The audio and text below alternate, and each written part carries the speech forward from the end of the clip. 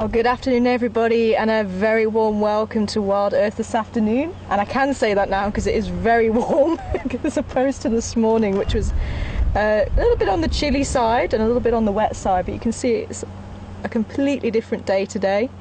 And we have a beautiful young elephant. I think Mark actually had him yesterday, but he is still enjoying the marula fruits out here on the quarantine area.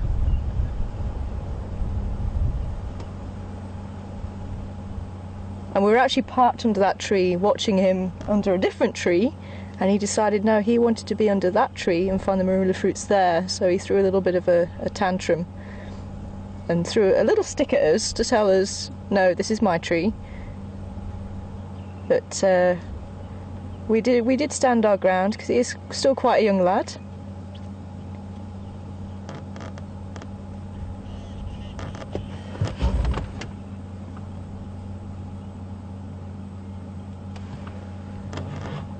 So you do have to stand your ground a little bit if they try and tell you who's boss, especially at this age. But he was actually just trying his luck. He's a young lad. Testing you. But you can see he's pretty chilled.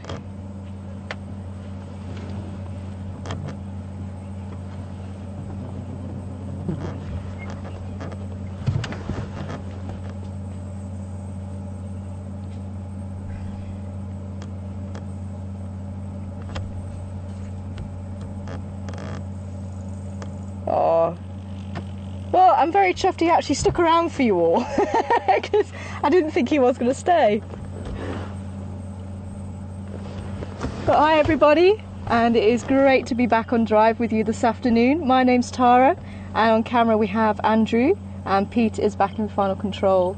And some of you might not have seen the drive this morning. For those of you who did miss it, I'm actually filling in for Mark for a couple of weeks so he can go on leave. So Mark actually left about half an hour ago. So you're with me for the next 2 weeks. I hope that's okay with you guys. I am absolutely thrilled to be here, and I'm so excited to see what we can go and find. We did have leopard this morning. I'm hoping maybe we'll catch up with him this afternoon. Keep saying him, we're still not sure who it was, but what a great start to the drive, having a young elephant, possibly about 15, 16, which is usually the time that they leave the herd. They tend to start moving away by themselves, and that distance gets a little bit more each time they move away, and I think that might have happened. But you still look fairly young to me, but probably about 15, 16. But yeah, very excited. If you do have any questions, remember this is a live drive here in South Africa, so wherever you are in the world, you can actually be with us on safari right now. And if you would like to check it out, then send your questions through to questions@wildearth.tv, and yeah, we'll see what comes around. But I'm going to start heading down towards Philemon's Dip and just see if there is any leopard activity.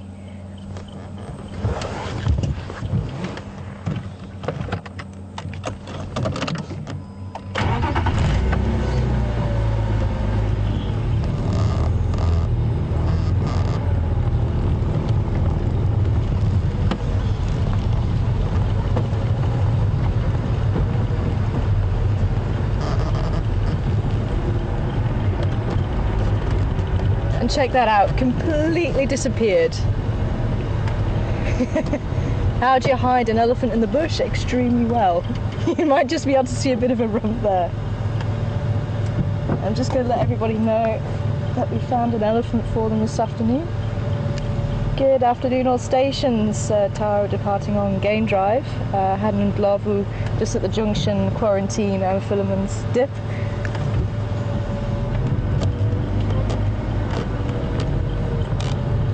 Is there any update on the Ingwe from this morning?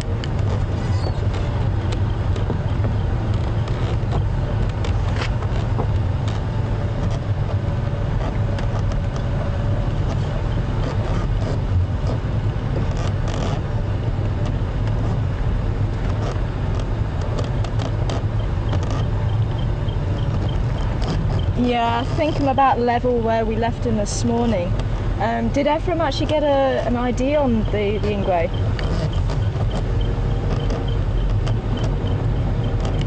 Did Ephraim manage to get an ID on the Ingwe this morning?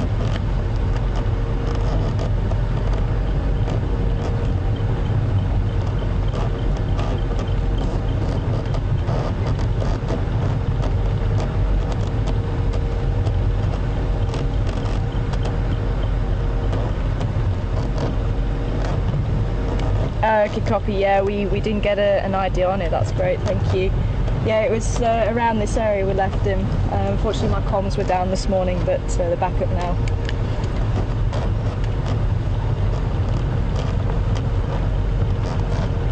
I might pronounce his name wrong. You might have to help me. So I think Texan's actually saying it was in Kahuma.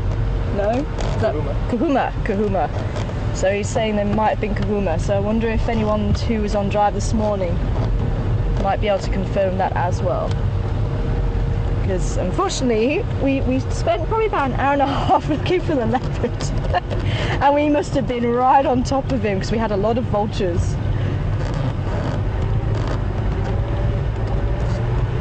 Kunyuma, thank you. Some of the viewers were saying they thought it was Kunyuma as well. It's going to take me a little while to get used to that name. But yeah, we'll just have a short drive around here, but he was moving that way, but Texan's gone down there, so I'm just going to try this side.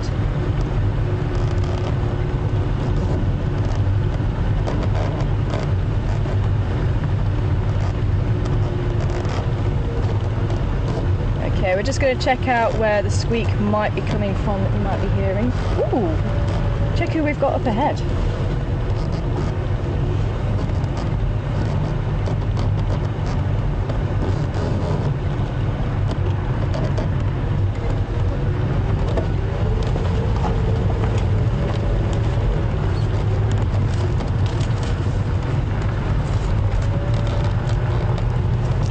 Unless it's the steering wheel. I wonder if the steering wheel will make a bit of a squeak. Yeah, it is. It could be that, yeah.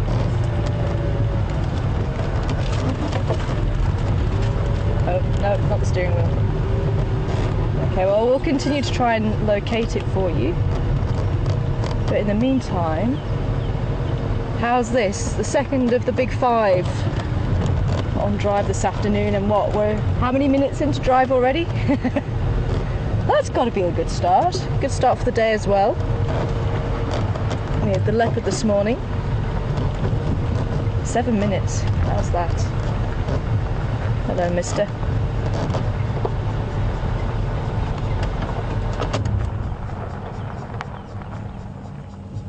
Now, for some of you, if you're not familiar with game viewing like this before, we don't tend to get right up close to the animals because it's just like humans. If you go up to a complete stranger and you stand in their bubble, they're not going to be too happy with you. And it's the same with the animals. So we try and give them their space. And if they want to come closer to us, then that's up to them. And that's exactly what happened with the younger elephant just before. We actually had quite a distance between us. We were sat in the shade just enjoying watching him. And he decided, as I say, that he wanted the marula fruits underneath the tree that we were sat under. And he came right up next to us, about 3 or 4 meters away from us, walked around us and went to the tree. And that was under his terms, that was not ours. And it's the same with this buffalo here. You can see he's grazing away, he's quite happy. Okay, he looked at us, checked us out, made sure we're not going to be a problem.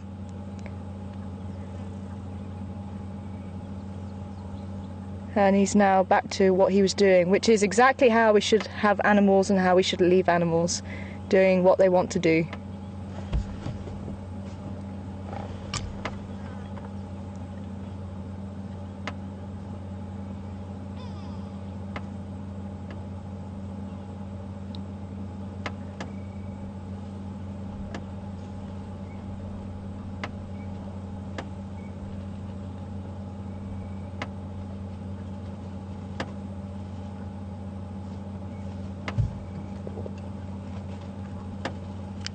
All stations, 1 in Yari at Philemon's Dip.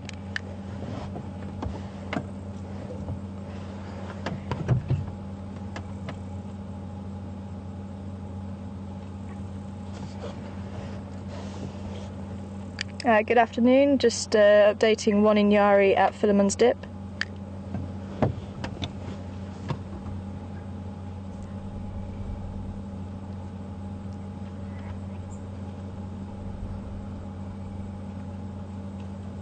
Now this is quite normal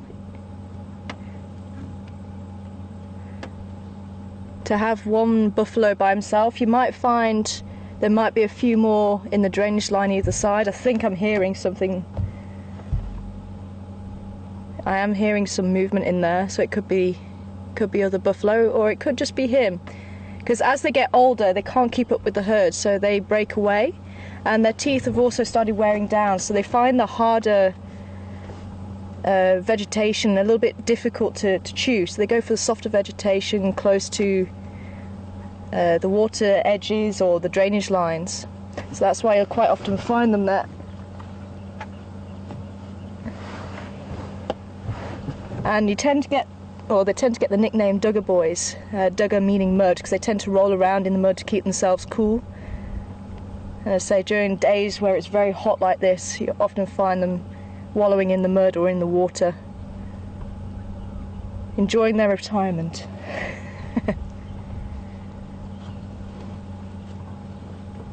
Okay, I'm just going to get a little bit closer. Now he's relaxed, you can see he's turned his back on us. So I'm just going to get a little bit closer, just see if there is anybody else just in this drainage line here.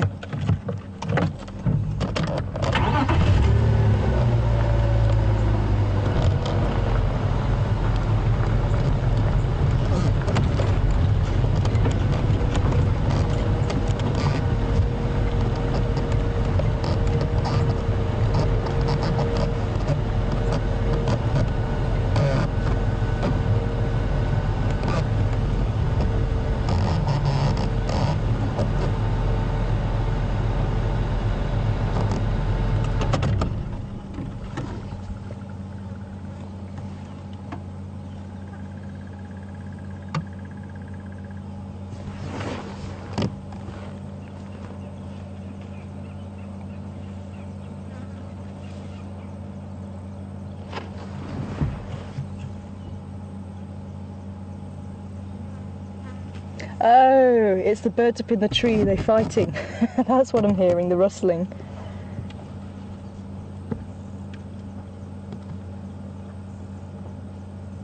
You see them, they're just jumping all over the trees there.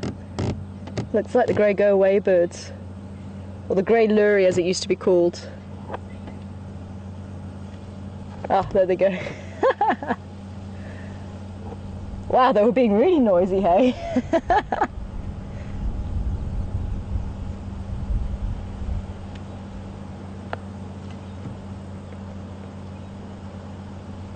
Now, they get their name. They used to be called luries, and there were some beautiful luries with purples and greens, and there's actually a pigment or different pigments that cause those colours.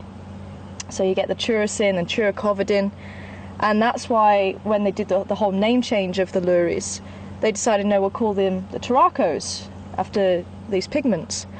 But then the problem came in the fact that the grey go-away bird, which hopefully we'll see a better one for you. I can still hear, I think they went to the tree at the back. But they don't have any of these pigments at all, so they couldn't really call it a turaco. So instead they called it after its call, instead of keeping it as the grey lurie. And the reason for the name changes is to actually come in line with the rest of the world. So there may be luries, I actually forget to keep looking up, maybe someone can look it up for me, but there might be luries elsewhere in the world that aren't the same type of bird as what are here. So that was one of the reasons for the name changes. Personally, I think it's to sell more books, because you have to buy a new book so you can keep up with the new changes. But I think that was the actual reason, was to keep in line with everything else. But their call actually sounds like they are saying go away, and if there's any danger or problem, they will actually say something like, "Oh, oh, how's that?" Oh, there we go, he's calling back. Oh,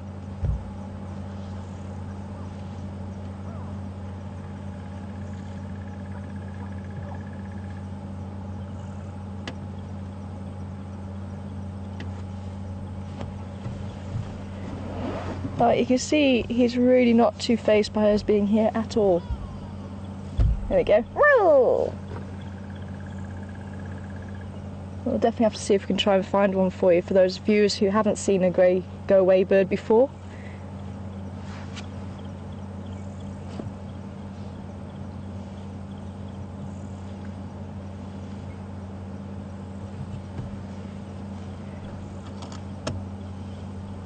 Now, it is possible with this heat, the leopard might be resting underneath a bush now, and it might be moving around a little bit later on. But I still think we'll have a try. We'll maybe just reverse back a bit and try down that side and see if he's popped out. Maybe see if we can find tracks. I don't think Texan's actually said he found anything. But we'll try along there and then maybe take a drive down towards Twin Dams, maybe that area, or maybe further to the north, and then maybe come back a little bit later on and see if we can't relocate him, see if there's any tracks telling us which way he's gone. But certainly in this heat it is normal for leopards to actually go and rest out. Unless they're hungry, then they might start moving around a little bit. If there's any impala around or any possibility of food, they can potentially put themselves in those areas waiting for the opportunity to hunt. But that's if they're extremely hungry, and this leopard didn't look very hungry, so I think chances are he's going to be resting, and I don't blame him. So let's lead this old man to his dinner, and we'll see if we can find something else for you.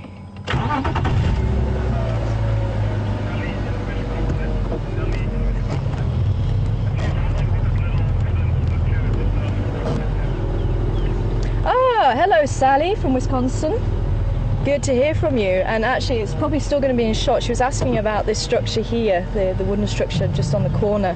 That's the old pump house where they have the pumps for the I think it was the pans at one stage, wasn't it? Or I forget now, maybe someone can remind me. But I do know Karula's second litter, Misha and Induna, absolutely loved that pump house. When Karula actually left them, they were found, I think Peter found them playing around the pump house. And we've actually had quite a number of sightings of leopard around here. We do like this area a lot.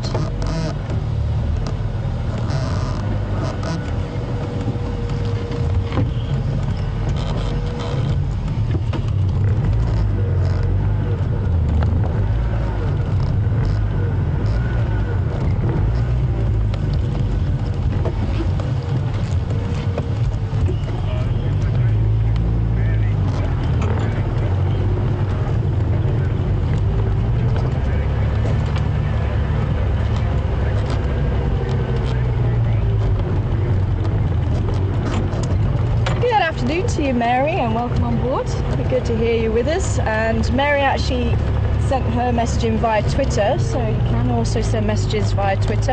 And you're going to have to help me out again. This is hashtag Safari Live. Hey, there we go, we're getting it. So hashtag Safari Live. So you can send your answers and questions into Twitter as well as the emails. And Mary wanted to know about the scars on the back of the buffalo, and I must admit I didn't actually notice any big scars. I did notice a lot of the mud, the dried mud, but it is possible those scars could have been from an old lion attack, because these boys, make no mistake, they've got an attitude about them, and it's not easy to take down an old dugger boy like that. So even though they are on their own, and obviously buffaloes, generally the younger ones are in herds, safety in numbers again, but these guys do make up for the lack of numbers with the will to survive. But it is very possible they could have been old scars.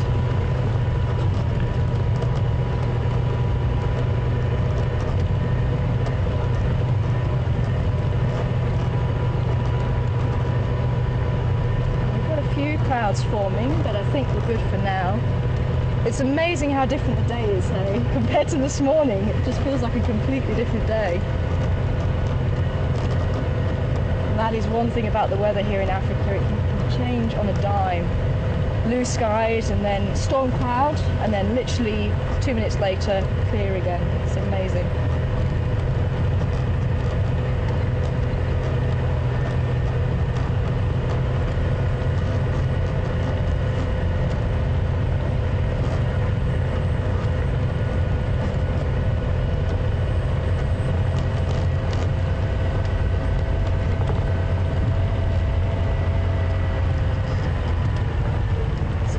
definitely have to try back around this area later.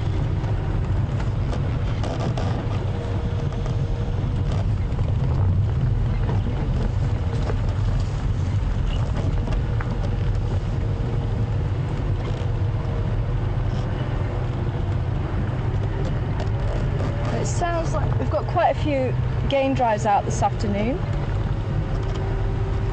and they covering the north, so we're going to try and cover, oh hello, try and cover a slightly different area. See, there's a little bird in this tree here. Oh, he would move.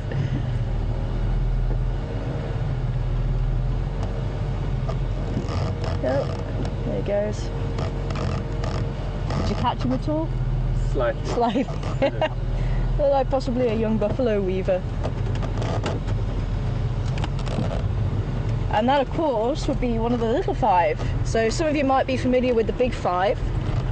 And for those of you who aren't familiar, then it is the elephant, the buffalo, the leopard, the lion, and the rhino. So that's the big five. That's what makes up the big five. The Magnificent Seven include the big five, plus the wild dog and the cheetah, which we do also have here in the Sabi Sands on Jumeirah.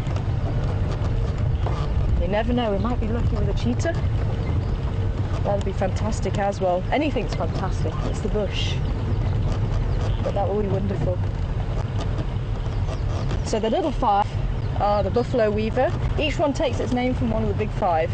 So you have the elephant shrew, and you have the leopard tortoise, ant lion, and the rhino beetle.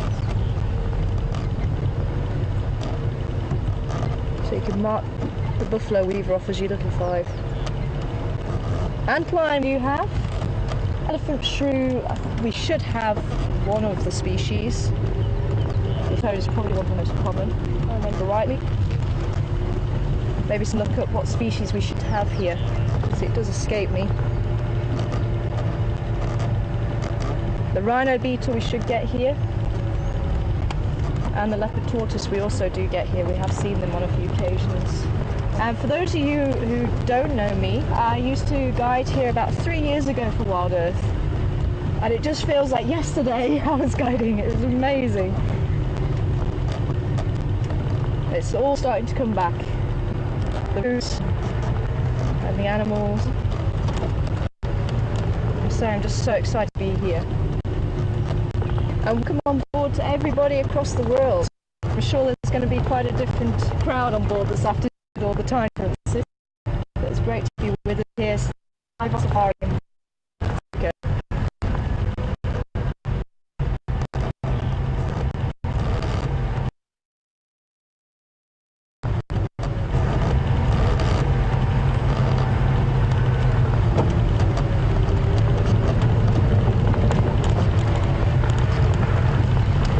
I'm not seeing any tracks to suggest this cat actually crossed the road.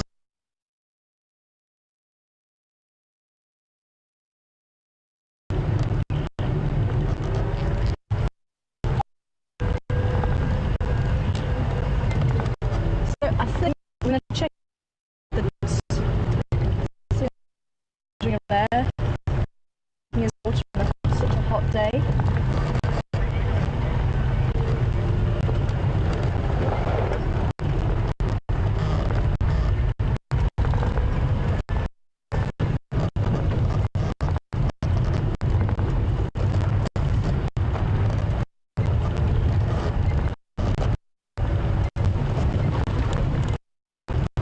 Around this side, because it could have cut through and down towards the drain here, which would also be quite cool.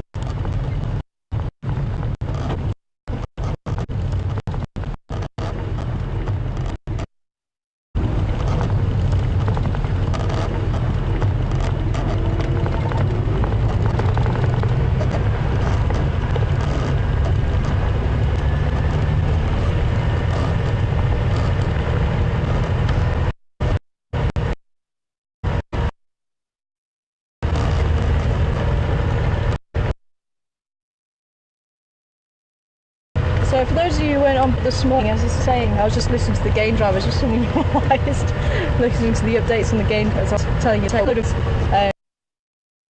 vultures that we thought, oh, there was a carcass or something across the lions. And we went to the 2-track here, which wasn't here ago. The start of it was, but it looks like it's been well used since. We thought, no, we'll go and get it out. Finally, actually, we tried to get in between these vultures, so we're all stationed around this particular area. And yeah, we took about a good hour looking in that area. Couldn't find anything, so we came out, and that's when we found out that one of the game drive vehicles did actually catch up with the leopards there, and I think we've been very close to him, we just couldn't. And then we had another look, and it took probably about a good hour looking in that area. Couldn't think, so we came out, and that's when we just see. And then we looked from the side, and we still couldn't roughly drive him catch up. I believe it was quite an exciting, was it?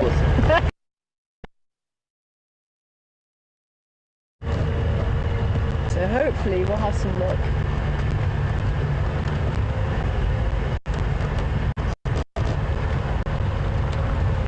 But it's my first day back, so I think they're making sure I don't have everything on the first day. That's what it is.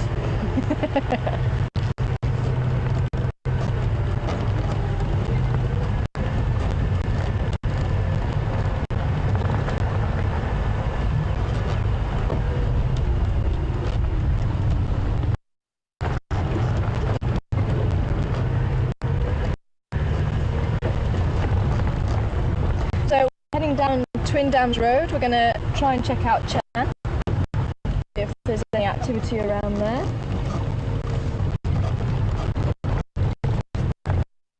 And we will head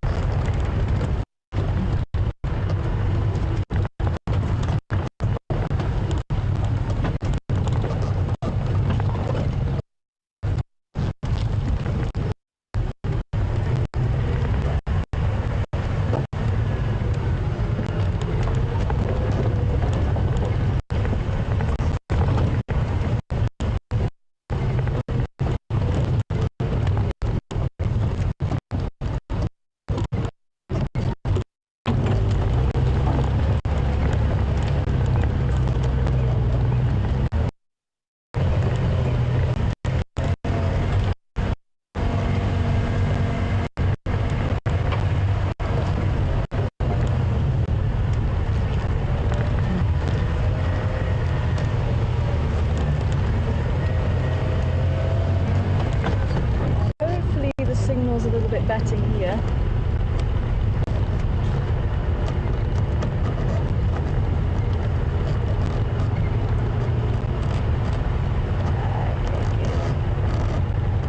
Cool, so apparently we're going through a little bit of a choppy patch there. Yeah, let's just see if there's on this side. There was a little 2-track that went around the corner, because sometimes you don't see what's going on down here. Ah, here it is, yeah.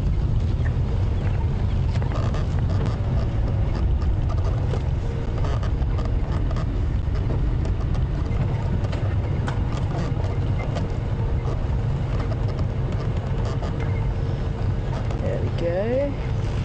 There's actually quite a bit of water here. Ooh, hornbill just flew in. And I wonder, can you see that white nest? Just on the reeds there. And there goes the hornbill on the floor. You're able to see him. See the white nest? Well, you can see the nest. So that's actually from a foam nest frog. And cella actually means frog, so it's frog pan. And when the frogs actually mate, they'll kick their back legs together and they'll actually start making a froth or foam, and that's actually what the nest is. It's actually holding the tadpoles out of the water, and that protects it from any enemies that might try and eat them. And as the tadpoles develop, they get heavier and they'll actually drop into the water, and you'll see that nest is actually situated just over the water's edge. And I've actually seen quite a few of them around. And I say they'll always be over water, so the tadpoles have somewhere to drop. Oh, nice! Did you see that? The kingfisher. Just out the corner. Oh, did you get it in the frame? Not really. Oh. There was a woodlands kingfisher there. I think he was going in for a bit of a bath. It looks like he's just washing his feathers out and his bill. Now he's a kingfisher. He doesn't tend to fish, although if there is the opportunity, they might fish. But generally speaking, they're not ones that tend to go fishing.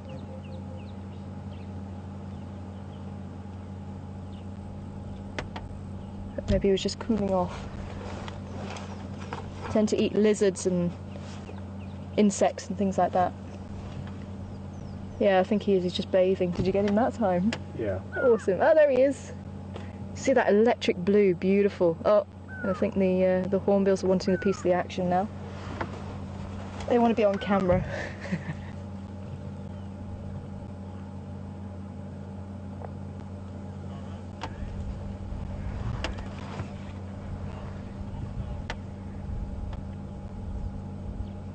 Good afternoon to you, Dave. Sorry, I missed where Dave was from.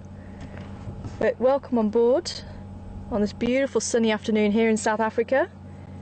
I'm wanting to know if we have any crocodiles here, and we used to. I don't know, have you guys seen any crocodiles recently? No crocodiles recently. Where we used to get in Gowrie Dam, where the waterhole camera is situated, and the last time I remember seeing crocodile, and he was actually quite big. Well, it was small compared to other crocodiles. Just crocodiles can get, well, the Nile crocodile, which is the type we have here, can get up to about 5 or 6 meters in length. So this one was probably about half that, maybe about 3 meters. But he was still a decent size, and that was down at Twin Dams.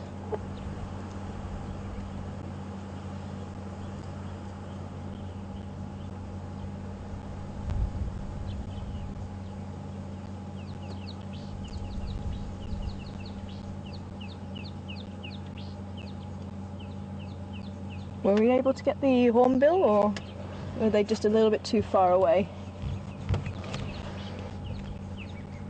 I think he is still there. He might just be a little bit too far away. He was just in the very tall tree at the back. We might be able to see them a little bit better. I thought they were going to land a bit closer, actually. But the red-billed hornbills.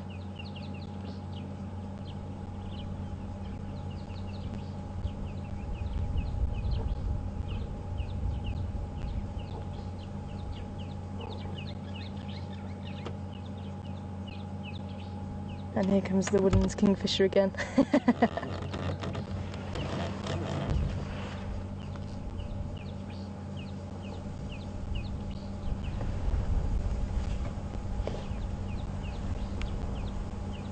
That beautiful red bill. Oh, it's probably one of the prettiest birds.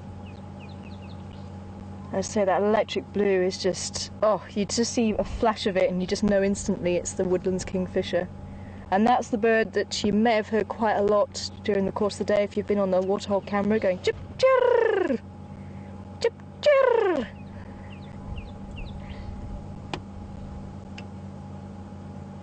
And he is one of 10 species of kingfisher here in South Africa. And as I said before, he doesn't tend to fish they won't tend to eat fish as a normal part of the diet. There's only 4 that, if my memory serves me correctly, that actually eat fish as the main part of the diet. And we may be lucky to see them. We used to have the pied kingfishers. You tend to see them hovering over the water a lot. The giant kingfisher, I can't remember if we have seen it here. May well have been at one of the big dams.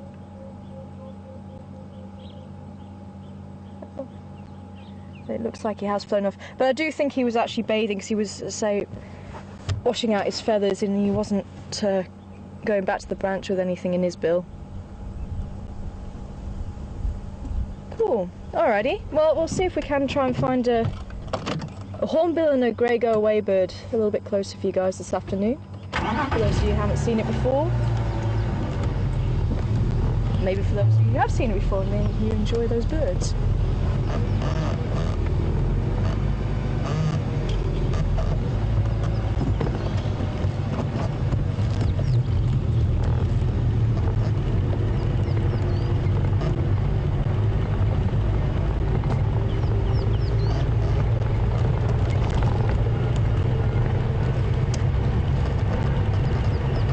Malachite kingfisher is quite a small kingfisher, probably about that big, that also has fish as the main part of the diet. But I don't think we have seen that one here either, if memory serves me correctly. And the half-coloured kingfisher I don't remember seeing here.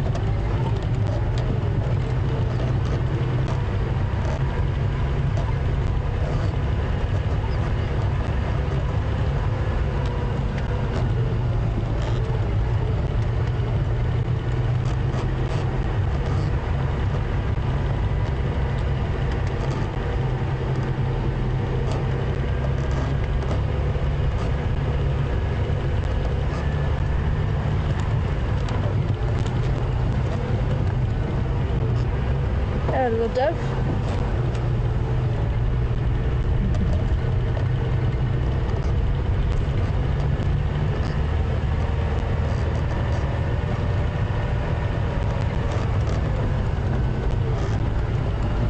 Oh, that breeze is very nice, eh? Can't believe the temperature difference. That was something we always said we were going to get, was a thermometer on the dashboard.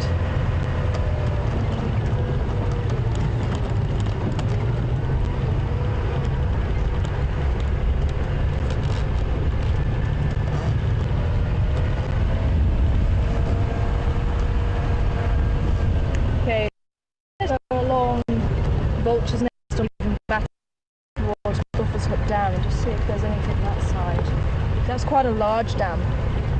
We didn't get very far this morning, so we'll do a circuit around there and hopefully the signal's going to be okay this side.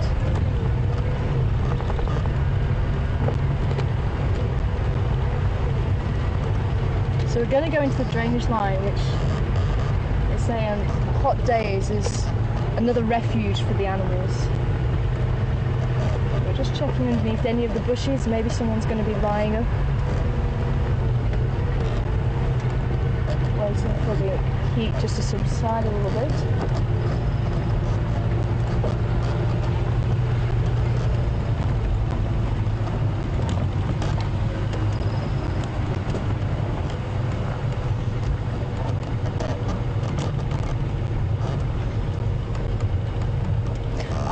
Okay.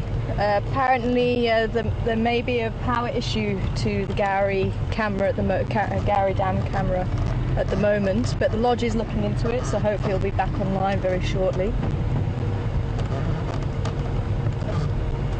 But for those of you who may have just come on board and I'm not sure what's going on, you're joining a live safari here in South Africa, and the waterhole camera I'm just mentioning is online when we have the power to it 24/7, so you can catch up with what's going on here at Djuma Game Reserve in the Sabi Sands 24/7. And we have the live safaris 2 times a day. We go out in the morning and the afternoon, and that's just because that's when the animals are more likely to be mobile, especially the cats. You tend to get elephants and giraffes and a lot of the antelope quite active during the day, but it will rest up in the heat.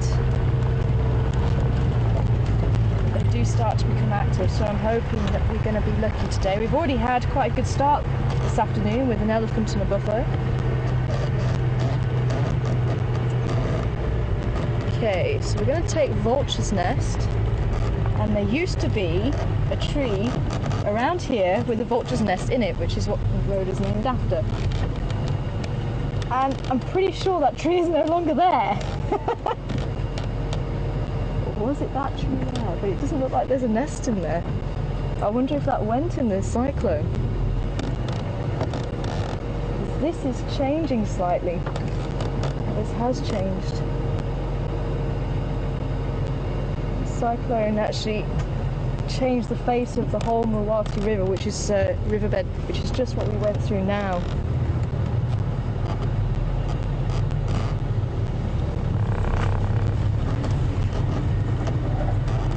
But yeah, they used to have a nest up in. I'm sure it was that tree.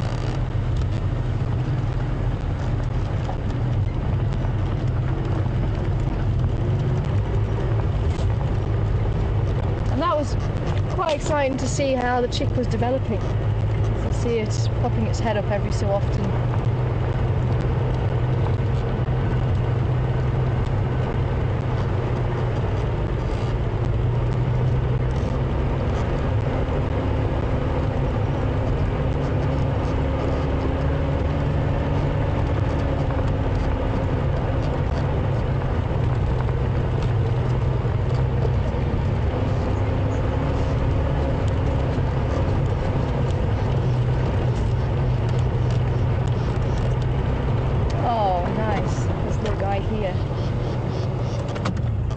And you can actually see where this little bird gets its name from.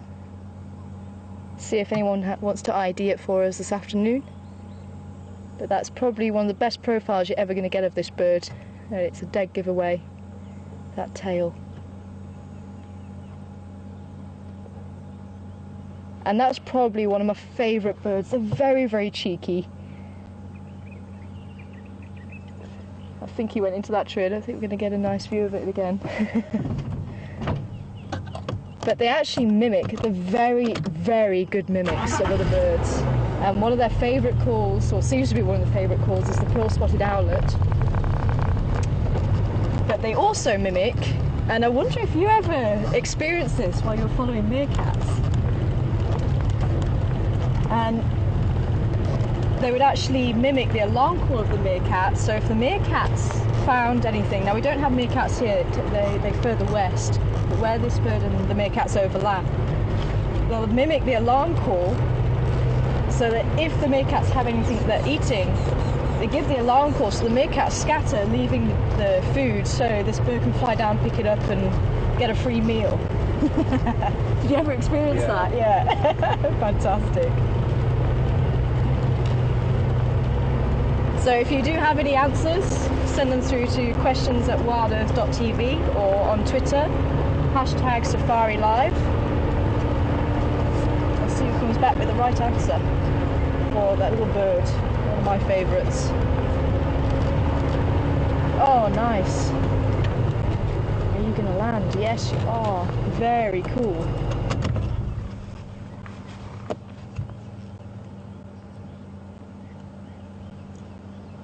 Oh, now this is also, I don't know if you've got a good view, have you got a nice view of this?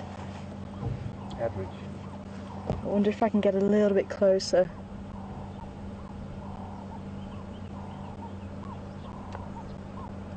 It's also a very interesting little bird. There you go, that was the woodlands kingfisher if you heard it. Let me see if I can get a bit closer. Maybe if people want to take screenshots and then I'll move closer.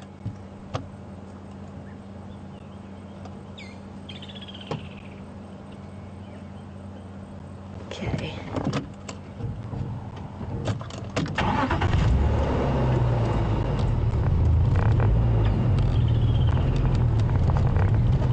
It's actually quite a light bird of prey. If you want to try and ID this one as well.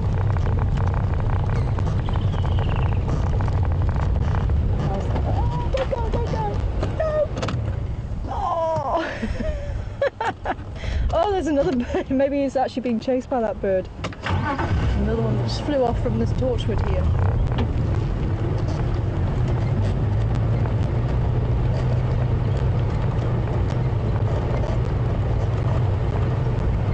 You see where it lands?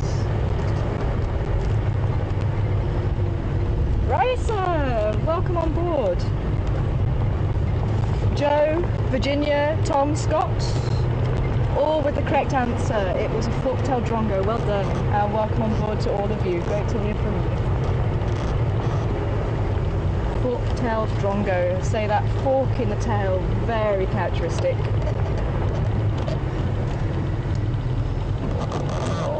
I was really hoping we'll catch up with that other bird. You may have got a good view of it. I'll see if anyone does come through with the correct answer.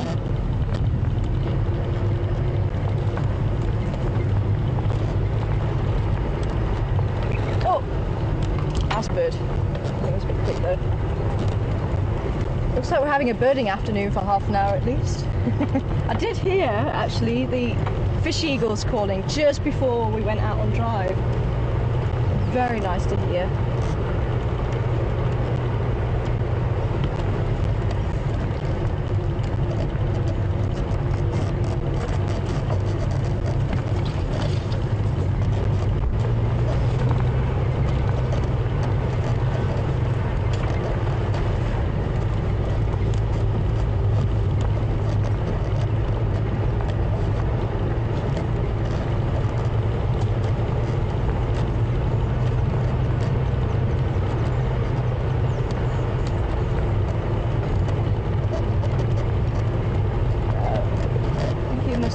Further that way. Oh, that's a shame. But they actually have the ability, I don't know if you've seen some of the bird nests, about this big, woven nests from the weavers, and they have the ability to actually hang on to these nests and take out a chick from inside the nest while actually sitting on the nest. It's termed double jointedness, but it's not quite double jointed. But they are able to bend their foot in a way that they are actually able to reach inside and grab a chick, which may give that bird away if you did get a good view of it.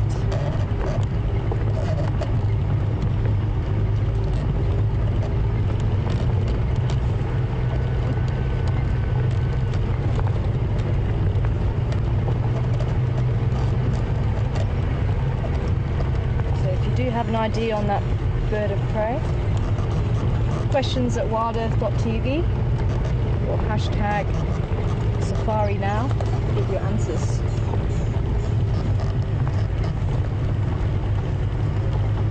And they have a bare patch on their face, which is usually yellow unless they get excited and it flushes red, which may also help to give it away.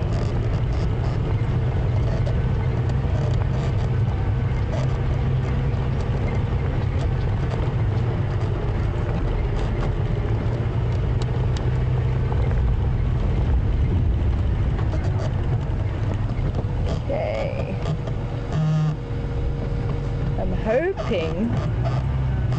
think let's try this way, because hopefully the signal should be fine this side.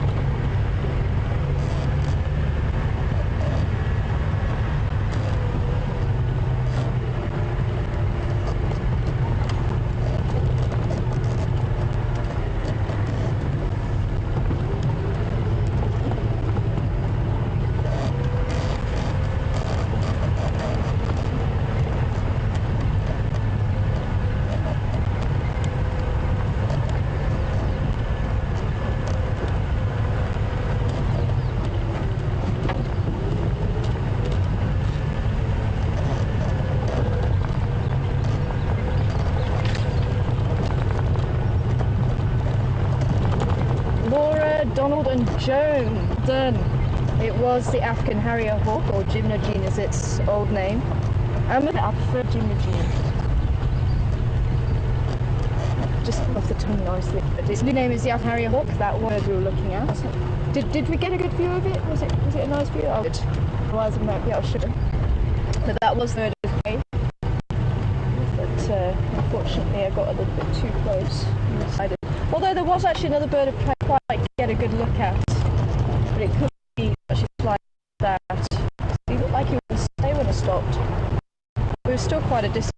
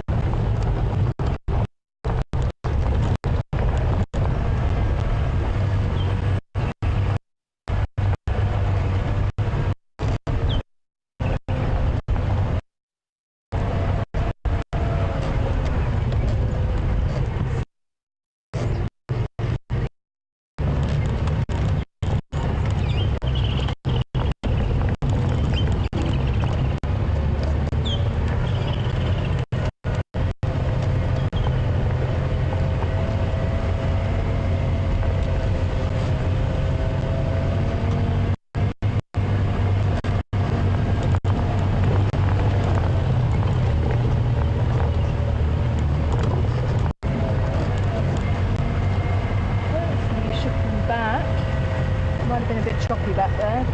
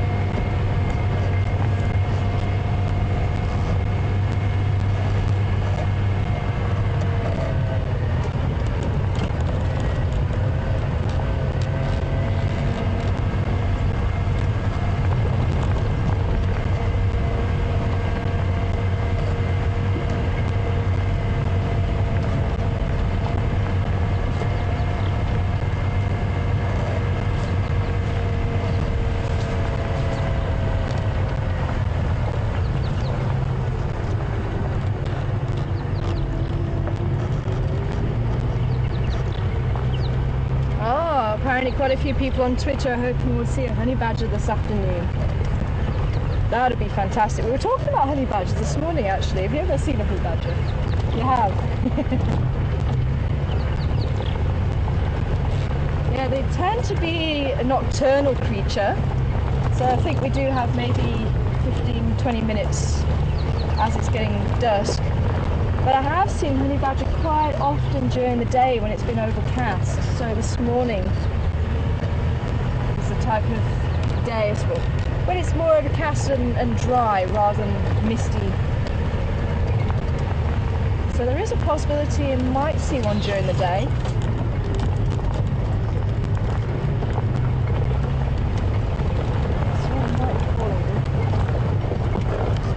Sorry, is somebody calling me?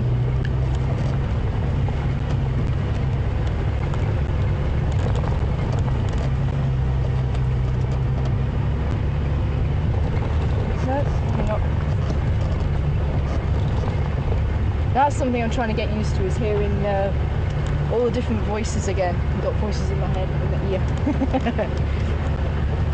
Getting used to all the radio language again.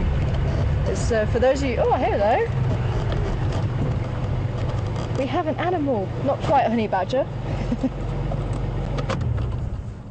But I must admit, even though they're fairly common, it's such a beautiful antelope. And certainly worth stopping to say hello. And you are a magnificent ram. And he knows it, eh? Wow.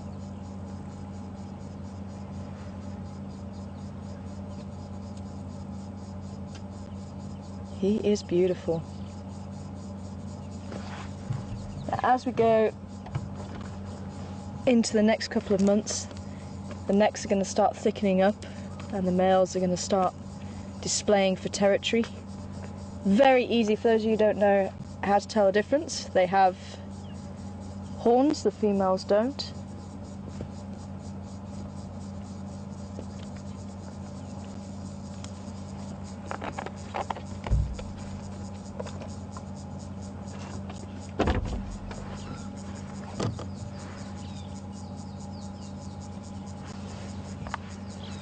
But he is in good condition. He's probably about 10 years old. They tend to get as old as 12, but he is in his prime.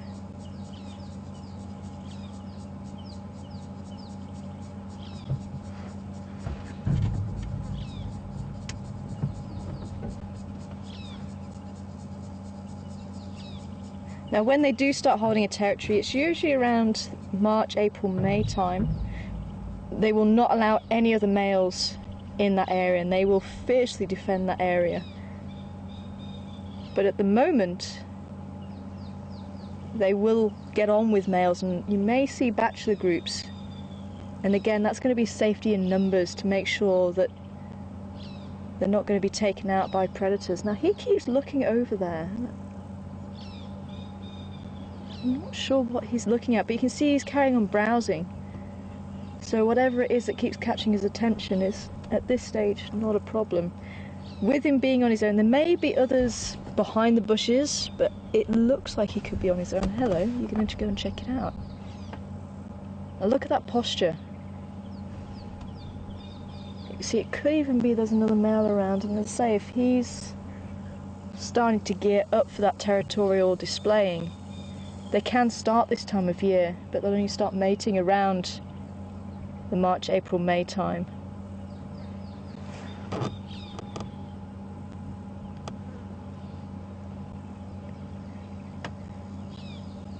But again, look how he's standing. That posture just shows he's focusing all his senses to try and get as much information for what he thinks he's seeing, to try and determine if it is going to be a problem.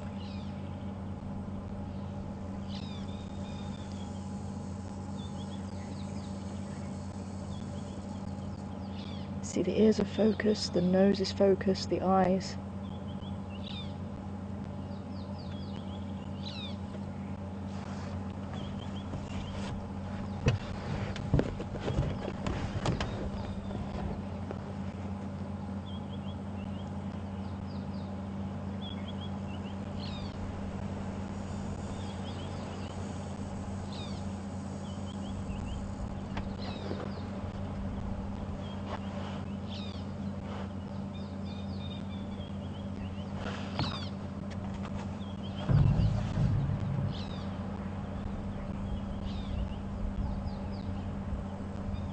Yeah.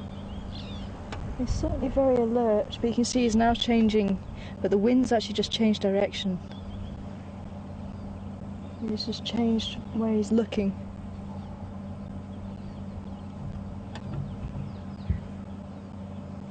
Be the approach of a female herd. But I'm not seeing anything at the moment.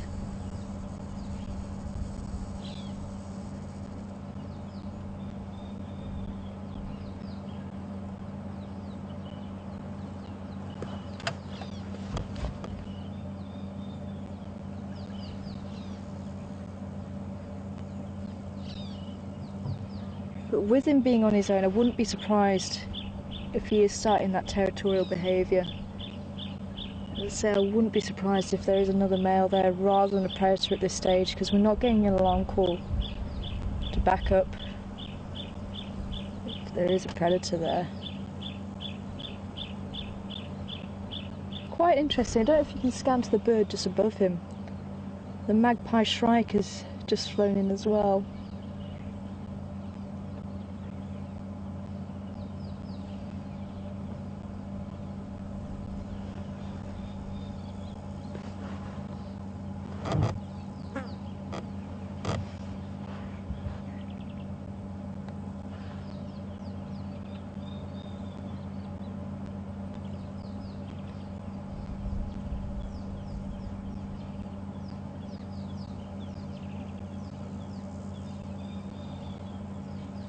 You might be able to hear that bird in the background, the Coqui Franklin. Like,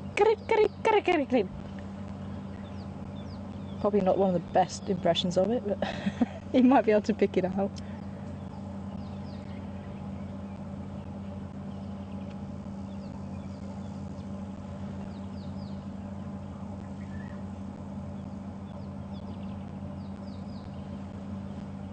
No, I hope I was right, got something.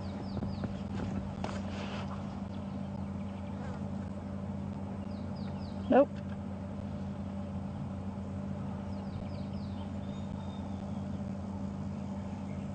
You swooped down to catch something, but obviously missed it. So what is it, boy?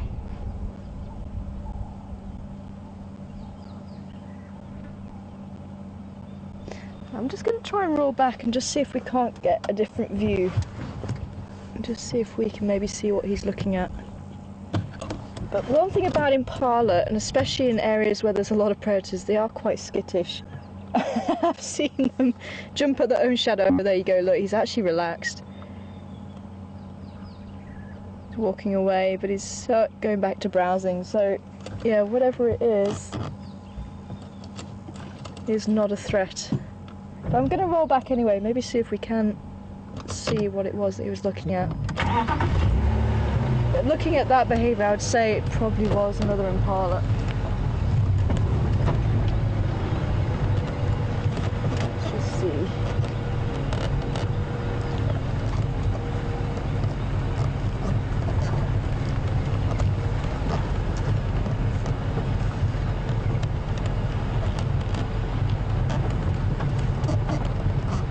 But yeah, honey badgers, we don't really mention too often because we don't see them very often, but they are amazing little creatures. And it is a well-known fact that they are able to kill and eat venomous snakes, and if they're bitten, quite often they'll go into a kind of coma for a few hours, maybe even a day or so. They'll come back round and carry on eating the snake as if nothing had ever happened. Okay, this is as far as I think he was looking, but I'm not seeing anything. See, it could have been a shadow, could have been anything, and obviously with him being on his own, he's going to be a lot more alert because it's just him watching his own back.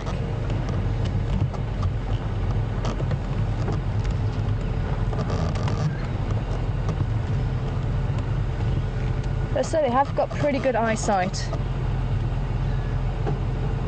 So it could be he was just seeing a lot further than what I'm giving him credit for, but with all these bushes in the way, I'd be surprised if he was looking at something back here. But as I say, he's not fussed, so maybe we should leave him to it and carry on.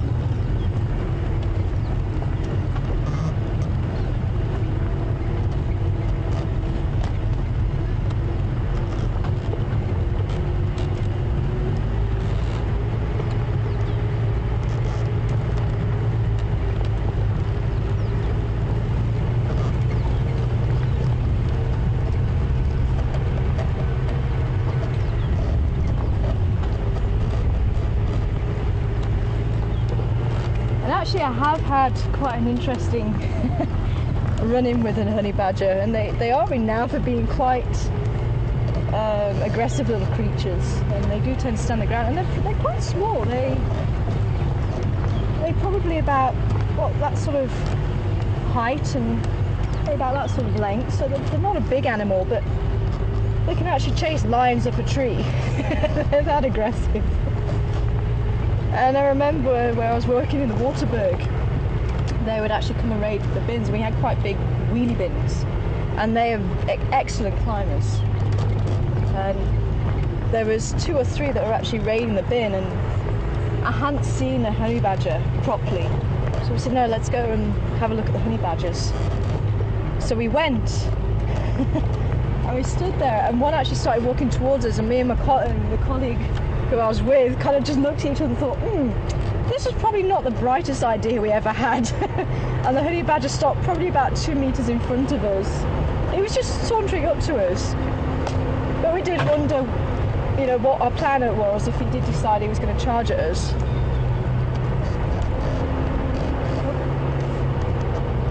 Good afternoon, go ahead.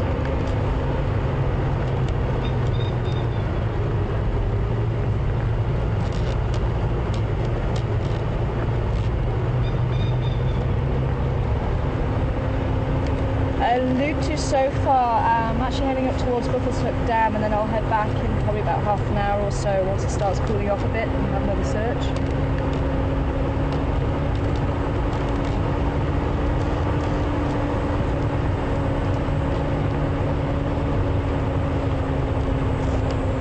Did you copy that?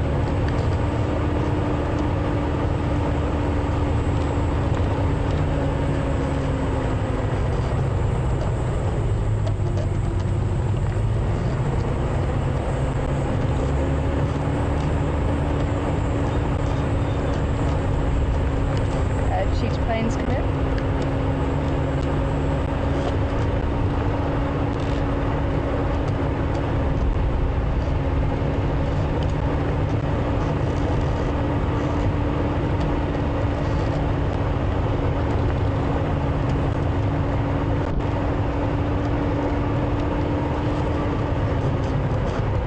Sorry about that, someone just asked me for an update on the leopard we had this morning.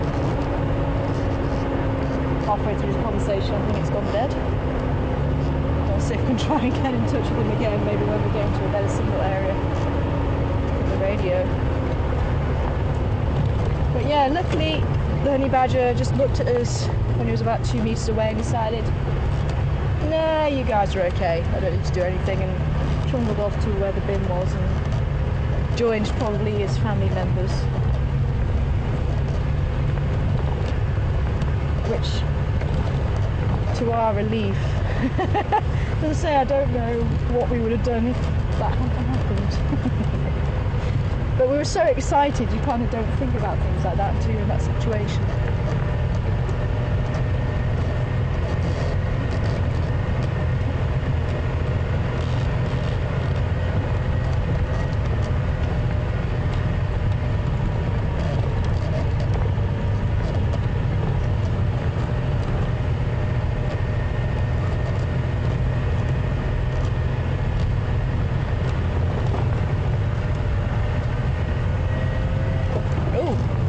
Sorry, saw that a bit late. Yeah. I'm okay. You alright? You don't have a spider on your face? Oh, that one you might do. Oh, sorry lady. Oh, where did you go? I've got to remember the golden orbs live around here. I'm so used to not having golden orbs. Well, we do have golden orbs, but they don't tend to span the road. I didn't see where she went. Did you see where she went? I think in the bottom there. Oh, there she is. She's on the coat. Okay, I'm just going to see if I can rescue the spider. Can you see her down there?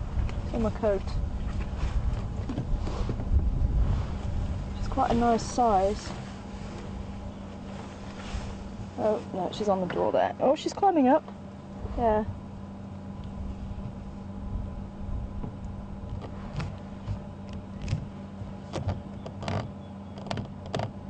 Golden orbs actually taste with their legs, and as far as I understand, they actually don't like the taste of human, not from their fangs, but actually it's probably a bit of a painful bite at the size that she is, but they're not dangerous to humans. But certainly the size, I mean, if I put my hand, yeah, you can see she doesn't like being near humans, but if I put my hand there, you get us in the same shot? Yeah. Just shows you the size that she is.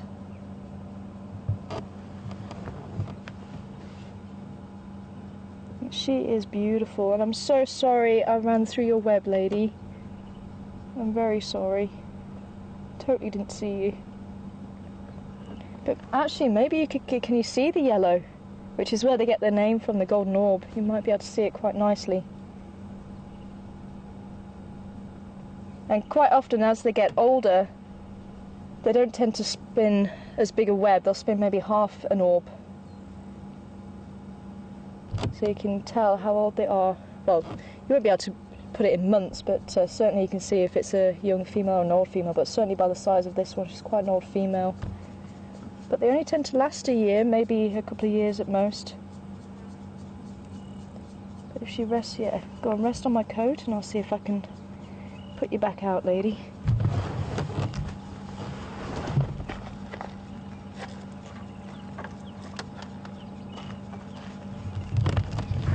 She's coming for you.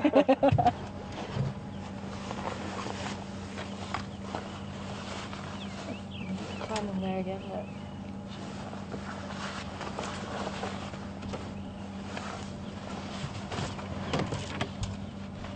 I'm going to go into that. Oh. Do you want me to try? Yeah.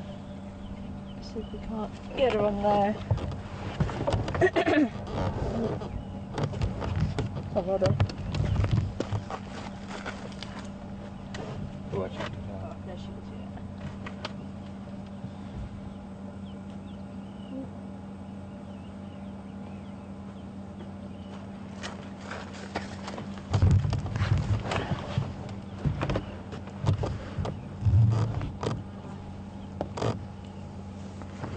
I bet you're glad I didn't carry on that time, eh? I think that one would have ended up on your face.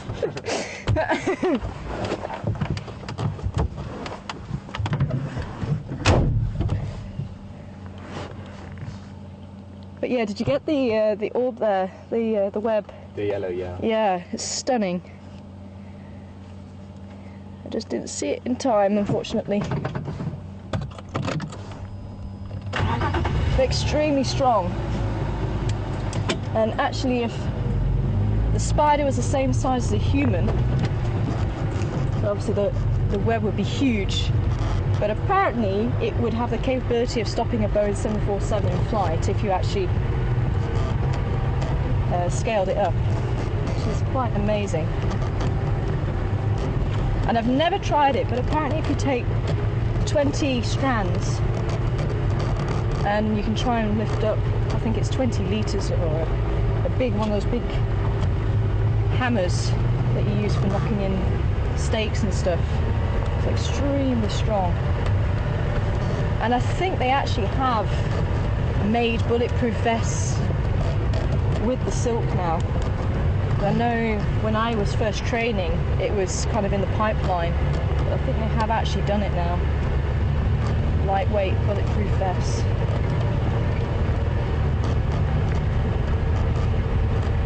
Nature is amazing.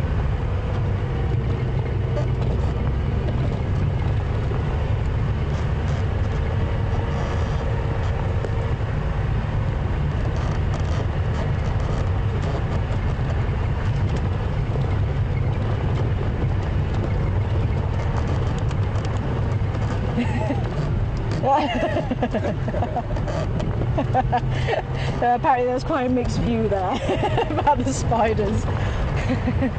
I must admit, spiders is probably one of the things I never used to appreciate, but certainly living in Africa, you do come to appreciate the beauty. And as I say, technically speaking, there's only 4 you've really got to worry about venom-wise, and you don't tend to come into contact with them. Now, when I was a kid, I thought I'd never be able to live in a hot country, you know, Australia or Africa, because of the spiders and the scorpions and the snakes.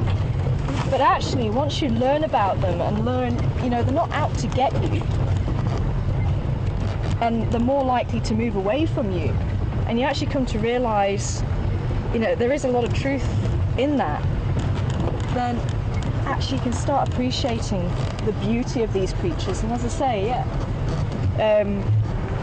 I have held a tarantula before, and it was a very weird sensation. I have almost held a golden orb. I was actually climbing up the web because I was trying to rescue her, and as soon as she touched my finger, she just dropped straight back down again. That's what we're trying to use the dustpan there to help her on her way. But the other fear I had was scorpions. I hated scorpions. And that was another big fear of mine. And I actually held a rock scorpion, and they can get pretty big. They can get to about this sort of length from pincer to tail. And it was actually at a snake handling course, and the guy actually had the tarantula there, and that's where I held the tarantula, and he also had a scorpion, and I thought, you know what, try and get over your fear. And again, actually understanding about the scorpions, it's all to do with the thickness of the tail and the thickness of the pincers. So if they have very thick pincers and a very small tail, you're more likely it just feels like a bee sting, which is, you know, not a big problem. But it's the ones that have the small pincers and the very thick tail, that's the one with all the venom, and that's the ones you've got to be careful about. And this one was a rock scorpion, and they've got huge pincers and a very, very small tail. And I say this one's like a bee sting. And I thought, okay, well, now's the time. You know, he was offering it around, and I said, okay, I'll hold it. So he puts it on my hand, and it was actually okay. It was very light on its feet. And he starts walking up my arm, and it was amazing. It was using its pincers to almost feel where the width of my arm was, so it wouldn't fall off. He was getting further and further up my arm, and he gets to about here. And the guy says, oh, you look very relaxed with that. And I'm thinking, no, I ain't. but it actually really helped. And some of you might remember when I was here guiding last, and I told you the story, I had a parabuthus, one of the most deadliest scorpions, on my toe in the shower. Because it was had a wooden slat underneath my feet. And it must have been hiding underneath that, and as I had a shower, the water was rising. It was trying to get out the way of the water. And I felt a tickle on my toe, and I thought it was a hair, and I looked down, and there was this parabuthus. It was only about this big, but you know, it could have really given me quite a nasty sting. Unfortunately, as soon as I realised, he flew off pretty quickly, and then I felt very, very bad about it, so I picked him up and rescued him and took him outside. But yeah, it was that reaction of something's on my foot, on my toe, get it off, you know. But yeah, as I said, I certainly settled down with scorpions after holding that one.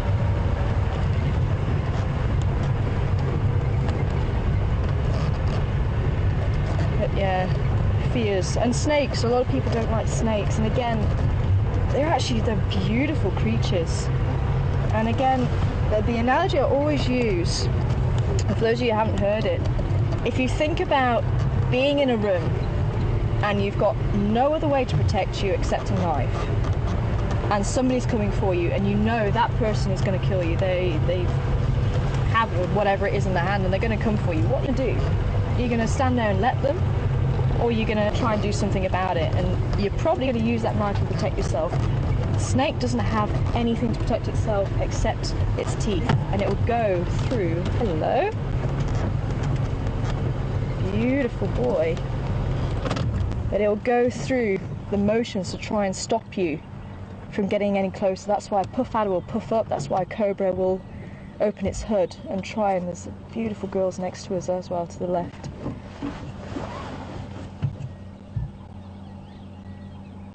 And very nice to see one of the cousins of the kudu we saw earlier this morning, a smaller cousin, and it's 1, 2, 3, 4, 5 females, and that beautiful bull as we were coming around the corner. And these are the nyala, and you do tend to find them in more bushy areas rather than the open plains. They tend to be browsers. But hopefully you might have seen the females are chestnut with the white, and the male is completely different. If you didn't know better, you would think they're a different antelope completely. And he's the black with the yellow stockings and the horns. Can you still see them nicely, or shall I move a little bit? I can see them nicely.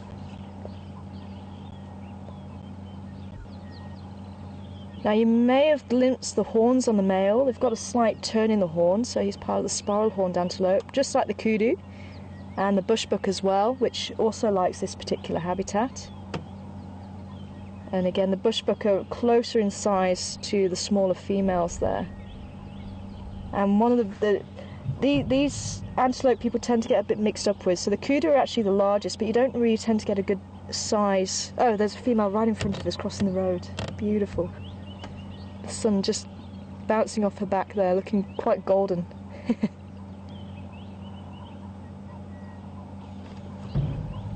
There she goes, she's catching up with the others. So you might have just seen they've got stripes and spots on their body for their nyala, chestnut in colour. Oh, and here comes the male following her. You might just see him nicely again. And he's twice the size of the female. But even the male isn't anywhere near the kudu size. The kudu are the largest, and then the nyala, let's say the bushbuck. And the bushbuck tend to be brown in colour, maybe a few spots, occasionally stripes, but more so the spots. And then the kudu tend to have just the stripes. You very rarely see spots on the kudu. So the general rule of thumb, kudu grey, stripes. The nyala chestnut brown, stripes and spots. And bushbuck brown with spots. That's the general rule of thumb, but obviously there will be a little bit of variation in there. Do you see that nice silver mane down the back? Now when the males are displaying, they'll actually erect that, and it's called phylloerection. It just means hair standing up. It's the most basic term, if I can put it like that. And they'll arch the back and they'll try and make themselves look as big as possible. And they do this beautiful slow walk around each other. It looks like someone's actually videoed it and then put it in slow motion. It is amazing to watch. And they just walk around each other. Can you still see him through the gap, or shall I try and move a little bit? Let me just see if I can move. Do you think backwards or forwards? It's going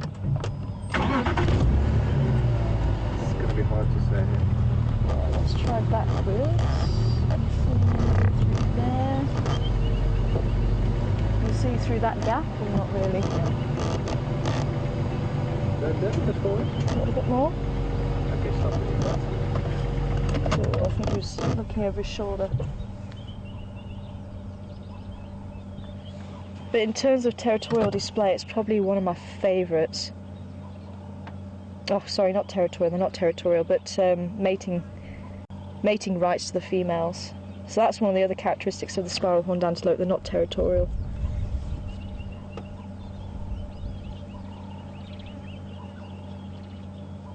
And they show off those beautiful yellow stockings. I don't know if you're in the grass, might be a little bit too long where he is.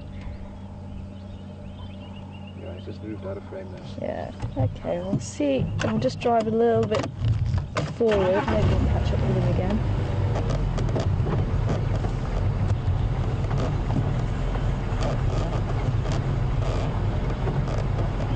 Through there.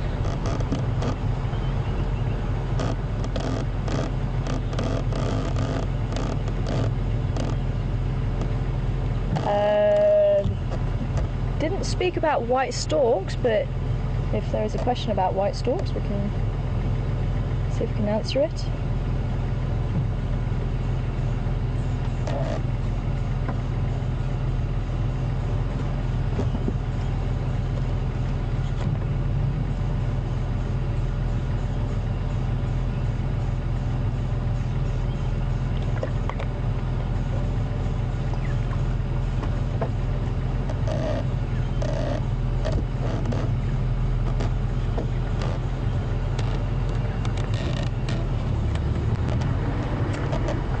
Hiker, good to hear that you're on board. That is wonderful. And I've just got some information about white storks. Now generally white storks, we do have quite a number of different storks here in South Africa, and white storks are one of them. They do tend to migrate north for the winter, but apparently there's three further north in South Africa, and apparently they've got transmitters on them and they've actually stayed. And I think, if memory serves me correctly, I'm going to have to look this up, but I think they can be resident in some areas, but bear with me, I will have to check that one up, because that's a long time since I've used that bit of information. I could be wrong, but I haven't heard of any white storks around here. But you never know, we might be lucky, they might still be around before they migrate back. We'll still have some of the other migrants around. The woodlands kingfisher being one of them, but they inter-African migrants, so they only go to the central parts of Africa. So we may be lucky, maybe we'll see. Have you seen any European rollers recently, or have they already gone back? European rollers might have gone back.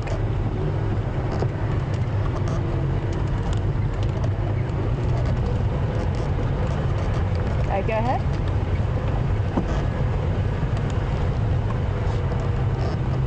Okay, so the white storks were in Pundermaria and... Oh, sorry, Pundermaria in Kruger last week. Thanks for that, Pete.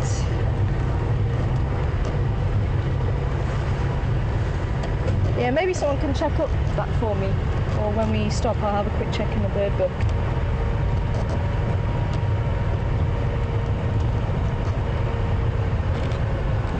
So we're currently on Gwari Road, heading towards Buffalo's Hook Dam.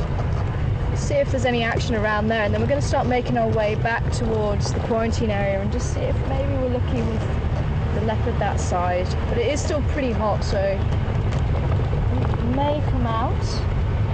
So it sounds like a lot of people are confirming that it was one of Karula's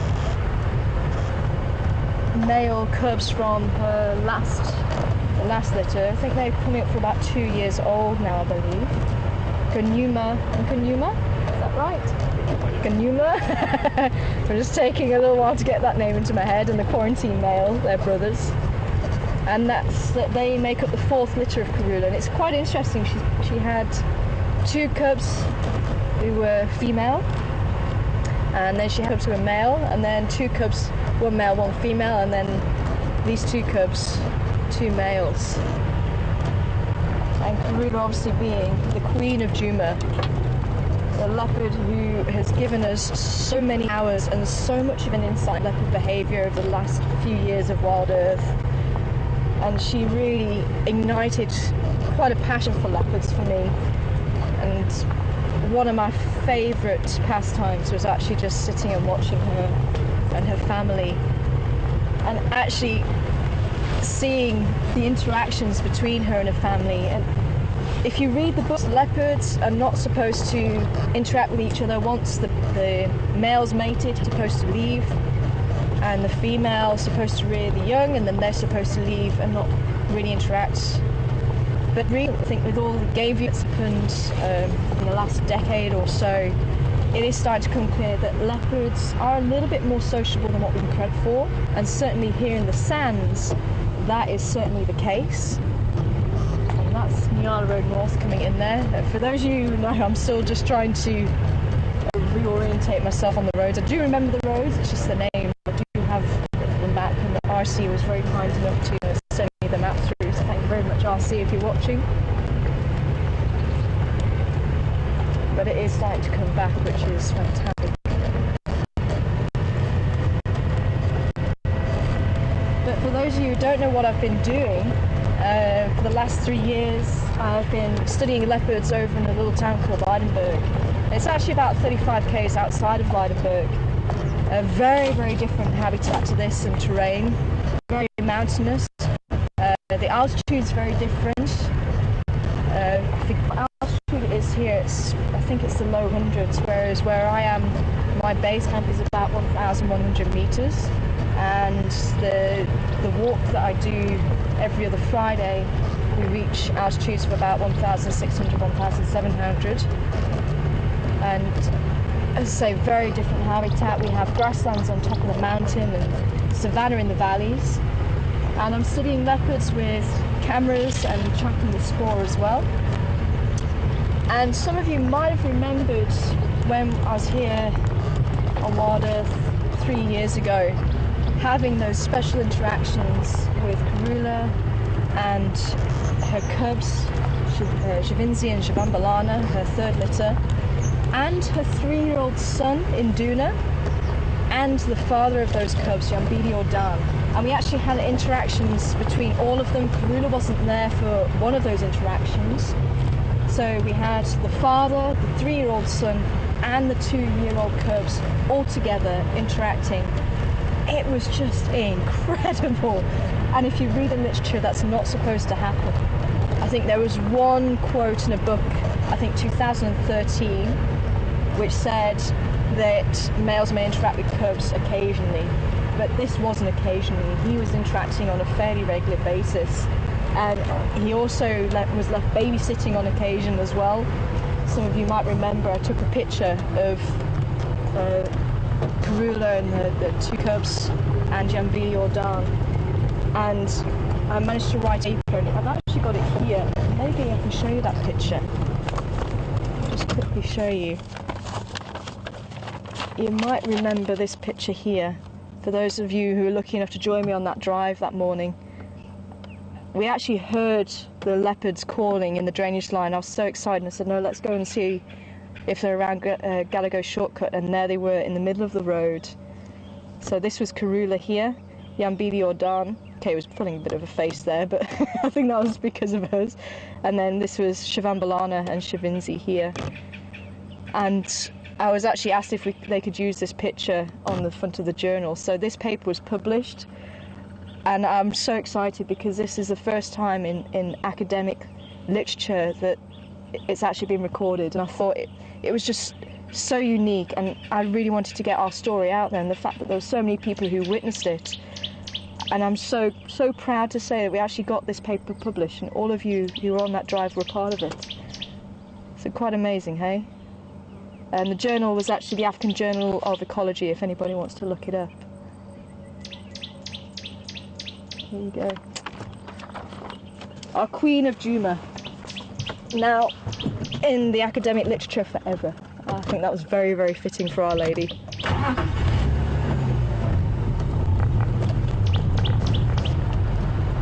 So we're approaching Buffels Dam.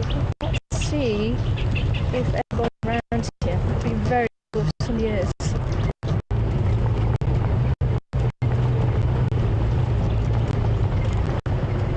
See if our lookout point is still here. It actually looks like there's a bit of a lookout point there.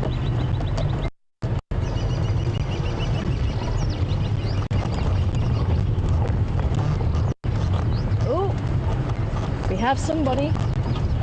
Oh, we have a couple of somebodies.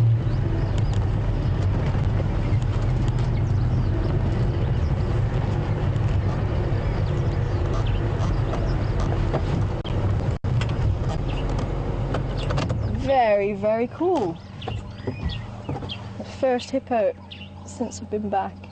And a white-breasted cormorant on the bank opposite them. Very nice indeed. And I was almost getting excited. I thought there might have been a crocodile right at the back there, but I think it's actually a log, unfortunately. Actually, I think I was on going off on a tangent there. The other place that we have seen crocodile was Twin Dams. I can't remember if we actually have seen crocodile here at Buffels Hook. And funny enough, I was actually wondering how Bob was doing. Some of you might remember Bob was born live on the camera at Gowrie Dam. But I suppose he'd be quite a big hippo now, and we probably won't be able to recognise him. And then there was Bubbles and Pinky, I think. Who were probably about a year later.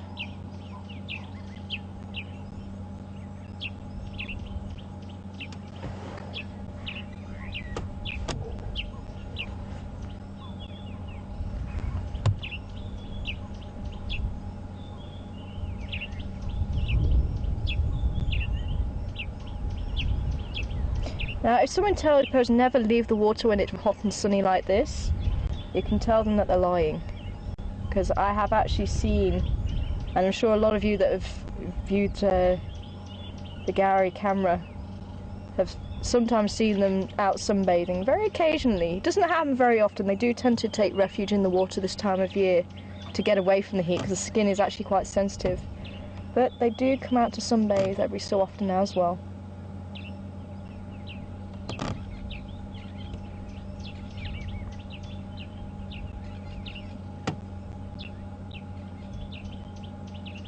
Now, they could be underwater for 5, maybe 6 minutes at a push, but that tends to be as long as they can hold their breath for.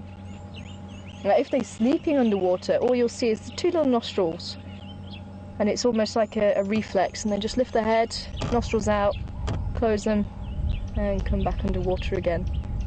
And they can do that while they're sleeping. Oh, there's a baby hippo! There's a little baby!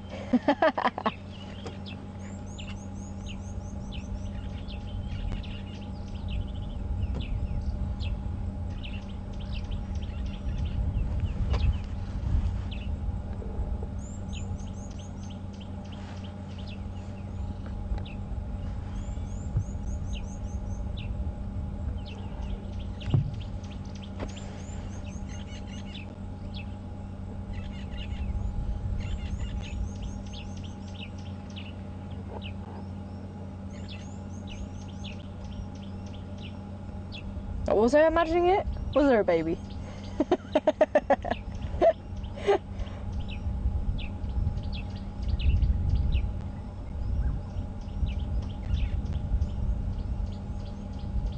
Might have been the angle. Oh, I'm sure there was a baby there. Quite often you'll find babies sitting on the mother's backs. It just helps them to get to the surface a little bit easier.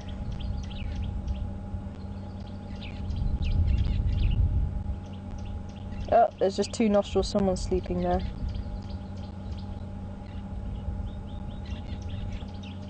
Well, it looks like there could be quite a number of hippos there. And they do tend to form family pods or rafts. Oh, we're going to get to see a display, I wonder. Check, yeah, he's opening his mouth. There, look. Oh. And that's a hippo's way of showing how big and strong they are. They open the mouth so they can show off those huge teeth. And believe me, you do not want to get on the wrong side of those.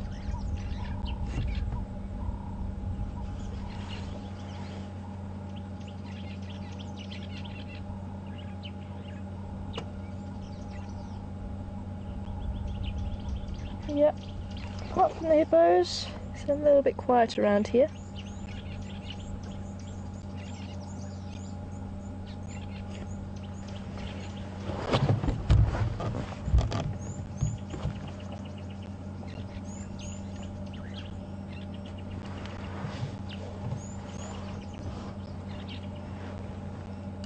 Cheetah plays, come over, Tara.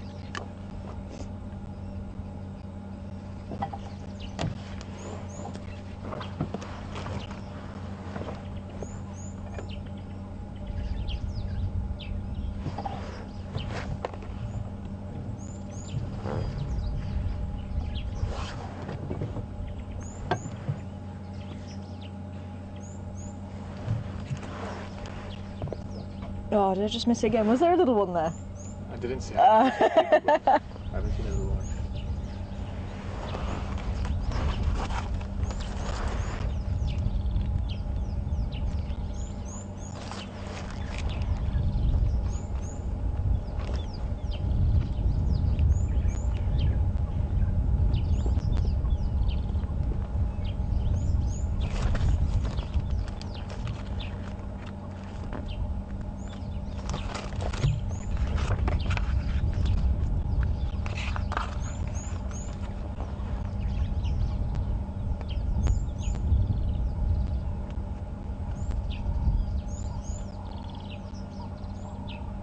Okay, so just looking at the white stork, there's apparently a small breeding population in the Western Cape, which tends to say they're resident down that side. So there may be little pockets where they could be resident, but generally speaking, they are migrants.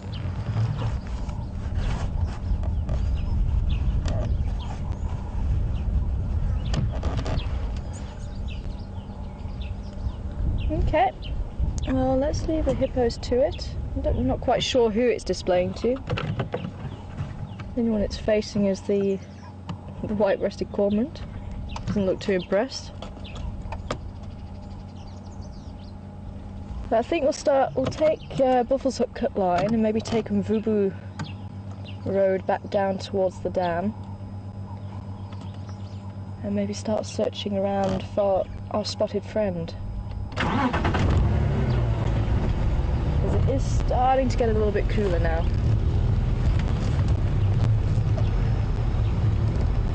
But we'll just have another look on that side, because there's actually a little bit of an overflow that side. Oops. And sometimes you get animals tucked in there and you can't quite see from this side. Have a quick look as we go over the wall.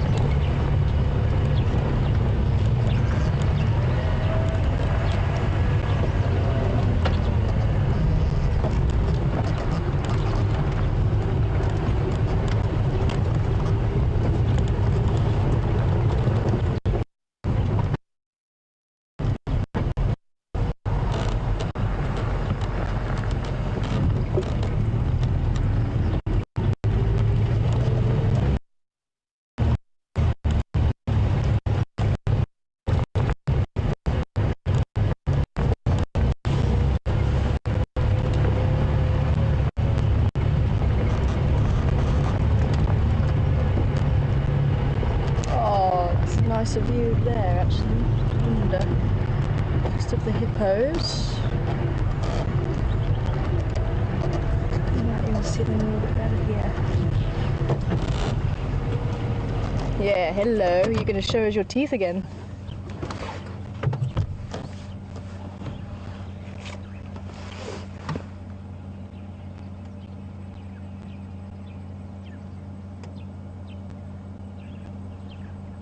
You can see they're really well adapted for life underwater. You see there in the nose, the eyes, the ears are all just on top of the head, so they only have to show the top of the head and the rest of the body can be submerged in that nice cooling water.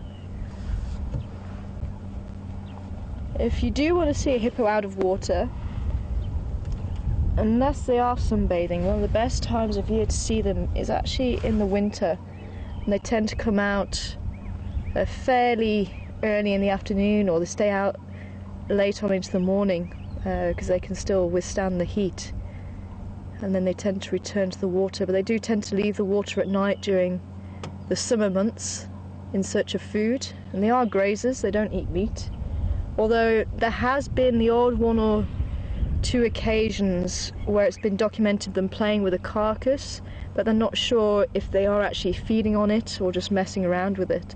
Yeah, I think that's the one that I've been seeing. It just looked a little bit smaller from the other side. Maybe it was that one that I thought was the baby on the left. It's certainly smaller than the other two anyway.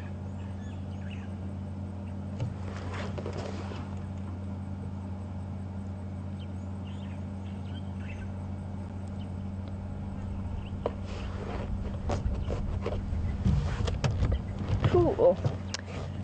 And actually it's very difficult to see that overflow now, but we'll see if we can get a view as we drive past, because this used to be quite a lot more open, and even this has actually grown over. We used to drive straight down there. That was quite open. Oh, Egyptian geese, is it? Right at the back, coming into view. Yep, 2 Egyptian geese.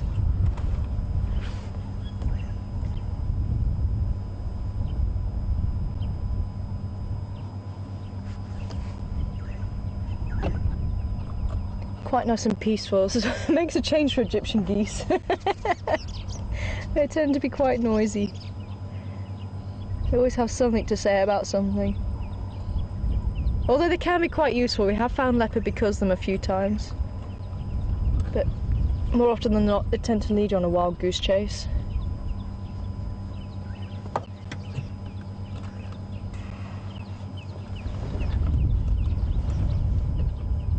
Oh, it's nice to see there's a lot of water in the dam anyway.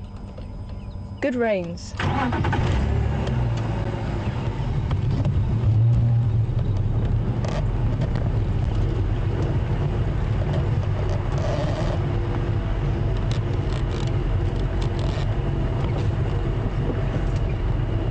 Copy that.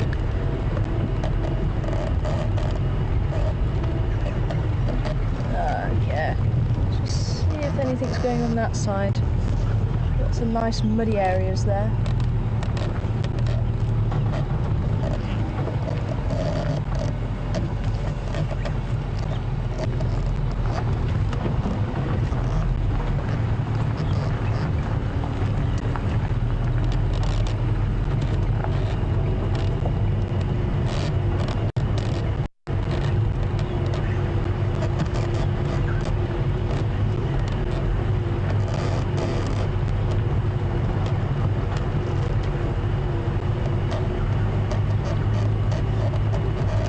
There we go. Oh, and I can hear a dwarf mongoose in here.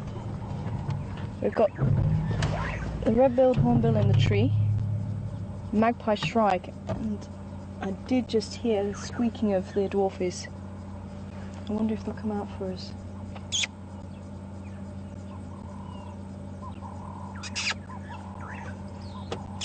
Yeah, they're in this little bit here just to the left.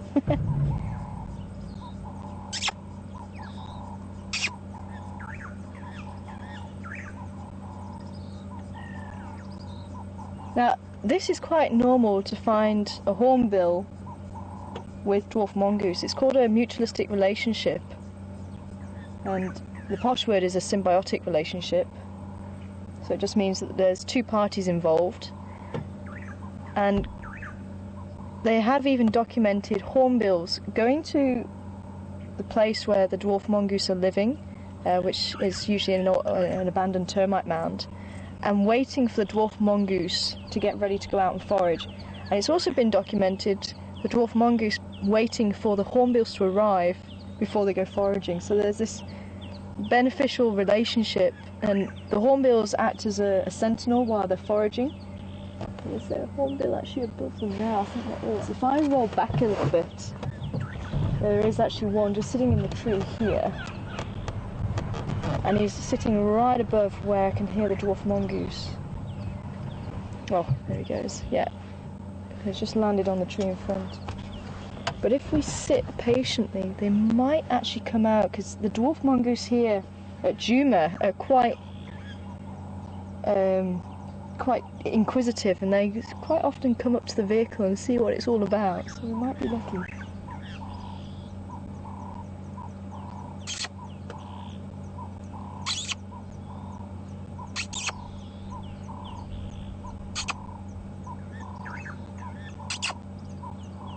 It does depend on the troop though.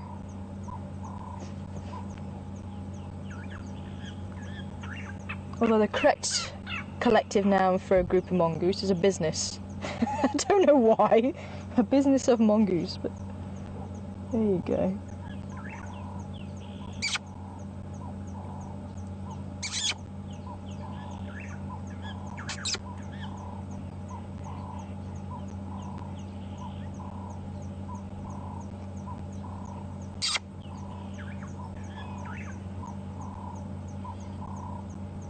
Just looking for any movement.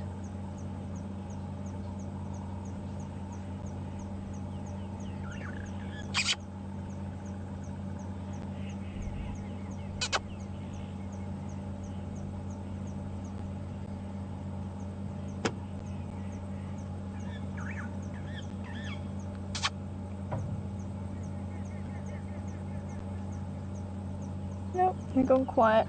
And apparently this group don't want to come and say hello.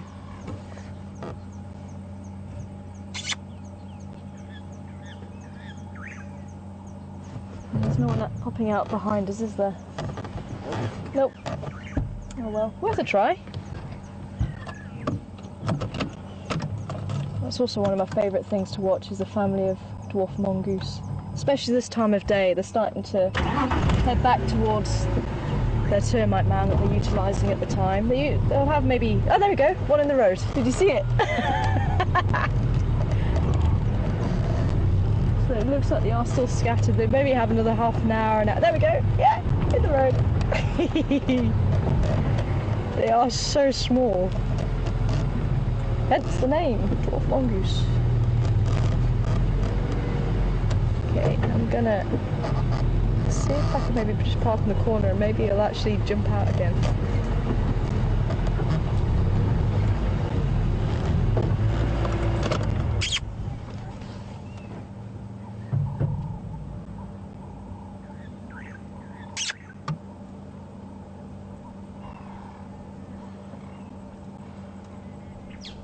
Because they do like to sit on the roadsides and check you out. And I think he must have just been on the side, and I thought it was a little bit of dung until he moved.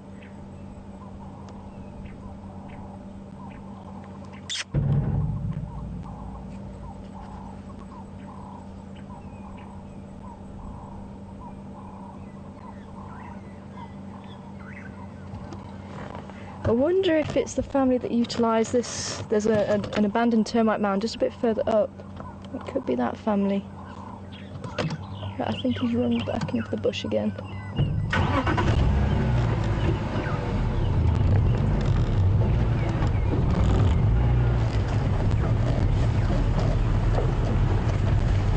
Oh, you might have caught a glimpse anyway.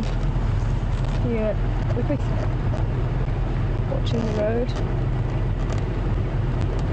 So they're only about this big. If memory serves me correctly, the smallest carnivore, true carnivore, in South Africa. Maybe someone can just check that for me.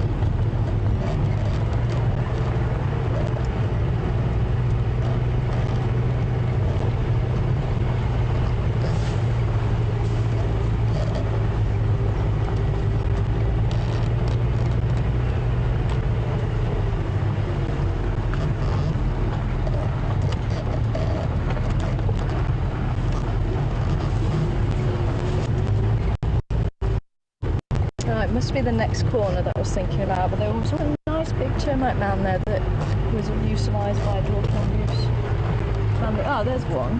That's quite a nice big termite mound, and there's a few holes in there, so that could be utilised.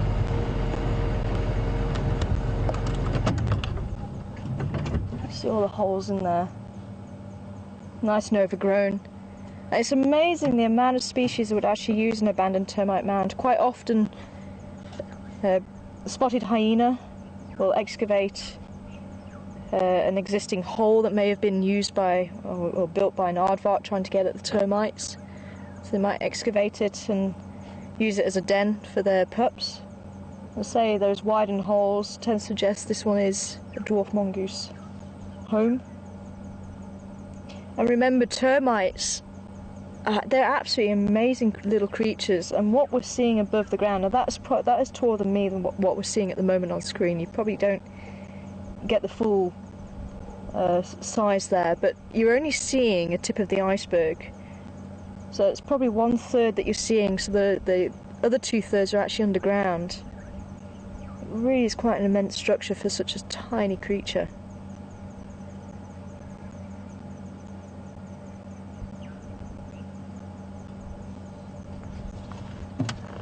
Oh, this is such a nice temperature now. I think we will start heading down towards Gary Dam and seeing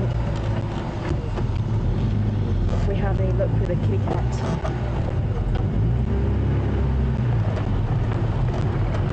But it's nice to come and check out Buffelshoek Dam. It's looking good.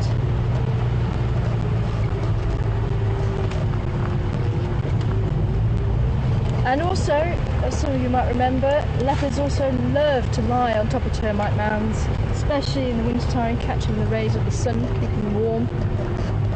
And especially if it's a termite mound that's still working, it's going to be nice and warm. They keep it at a constant temperature inside, a constant room temperature inside. And the whole idea about the mounds is to help with airflow and to keep it air conditioned. So you'll see those tiny little holes in the working termite mounds, and they get blocked up over the winter to keep the heat in, and they get opened up in the summer. And some tunnels are actually meant for the air to come in, and it gets taken underground. Those 2/3 underground goes right underground where it's nice and cool, and the soil is fairly moist, and it will cool down the air, and that gets taken into the chambers where they're working, and there'll be other holes in the termite mound for where the air is actually given off, and it's that where the air is actually given off, it's the hot air, and that helps to pull in the air from outside. So it's this convection cone being set up. Oh, grey hornbill sitting in the tree. Very nice. I think he just flew off. Did you manage to get him a little bit? There he goes. Yeah, there he goes. Oh, nice. 2 of the species of hornbill here in Djuma in South Africa. You might just have caught a glimpse before he flew off. That's the problem with birds. They don't tend to stick around too long. Get camera shy. Another termite mound there. A little bit smaller this time. And again, looks like it's been abandoned. You can see all those little holes are open. But actually, yeah, no, I thought there was a little bit of new working on there, but it doesn't look like it. I think it has been abandoned fairly recently, because those holes are a little bit big. They tend to be a little bit smaller than that. Those convection holes I was talking about.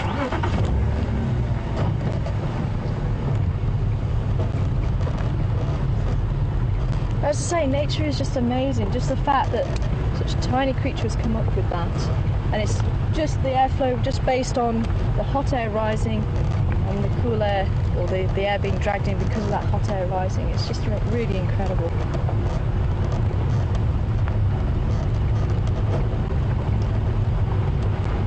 Yep, I've had somebody cross around here. Looks like elephants.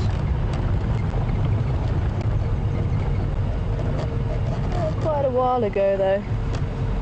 There's not too much detail on the spoor. Just try and get dung there in case anybody's there. And they went that away.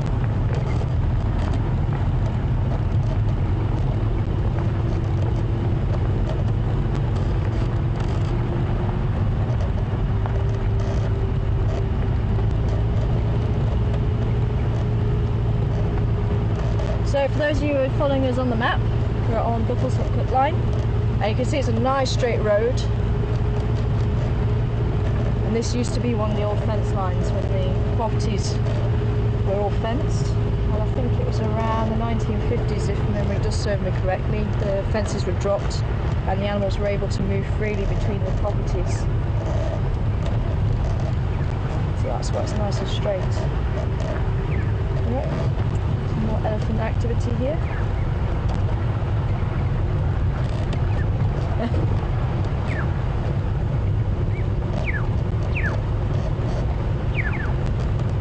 Oh, hi Will, good to hear you guys are on board, and Becky, Joe and Carol. Look, sun! You're not seeing it, are you? From a very snowy UK. And we've got the third species of hornbill this afternoon. Great to hear you're all on board. Everyone who's been helping out at Ingwe.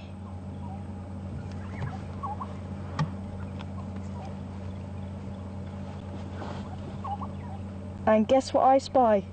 On the other side, sitting on a termite mound, we have a dwarf mongoose.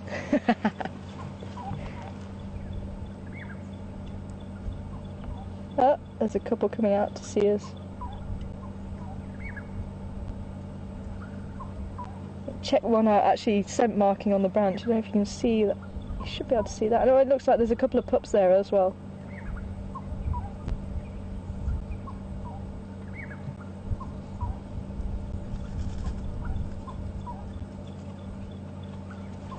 Yeah, it's very hard to imagine snow at this point. It's probably a nice, what, 32, 33 degrees, something like that around at the moment. Oh, I'm so glad we got to see some dwarf mongoose for you though as well. And the yellow-billed hornbill just across the way from the family again. But it looks like the family is starting to settle down for the night. So now will be the time while it's cooling off, grooming each other and just strengthening those family bonds, and they'll do that before they go out foraging in the morning as well. Look at those pups. Oh, they're tiny.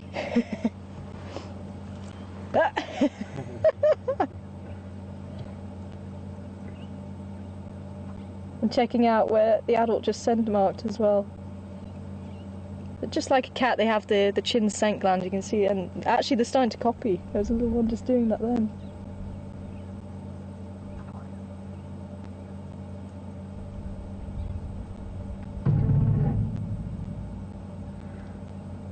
A very close relative of the meerkat. I suppose the meerkats would be doing the same thing this time of day as well, wouldn't they?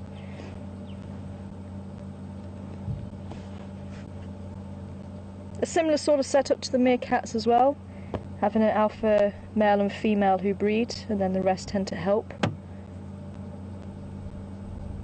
Oh, look at this little one going off on his own, look.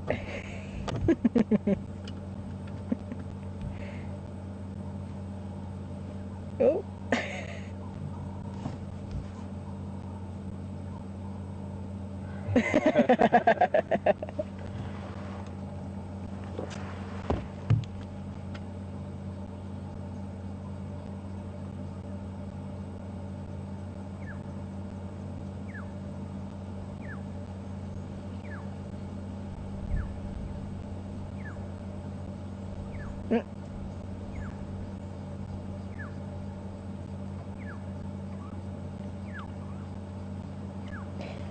It always astounds me for an animal that is so small, they're so inquisitive.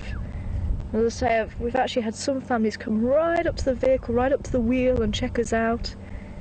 It really is amazing how brazen they can be. And this little one demonstrating that. watching us as much as we're watching it. Brilliant.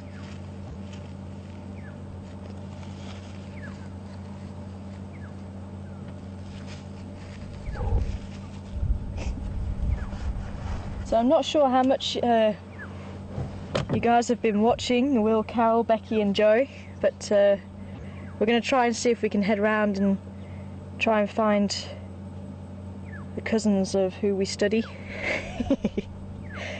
Also part of the Ingwe leopard research team. So I'm hoping we'll catch up with the leopard that we saw this morning.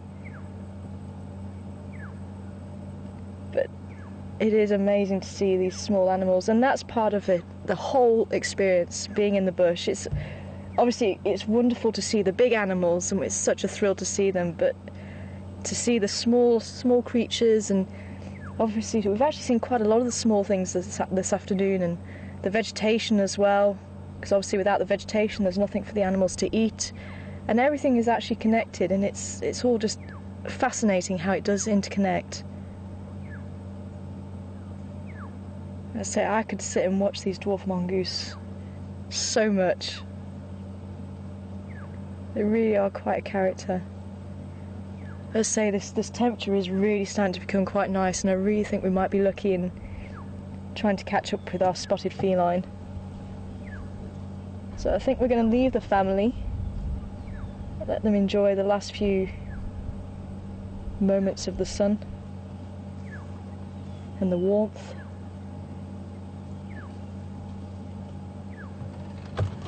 And we'll carry on heading down. I think we will take on Vubu Road.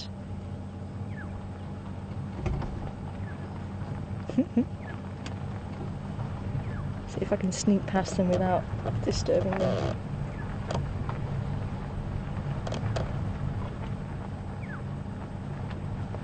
It's a really good way of actually remembering it, because he's in black. He's going to a funeral, so he says, "I'm so sad. I'm so sad." Let's say that second call, it took me 2 years to find out who that call belonged to, because I kept hearing it in the Waterberg, and no one could tell me who it was.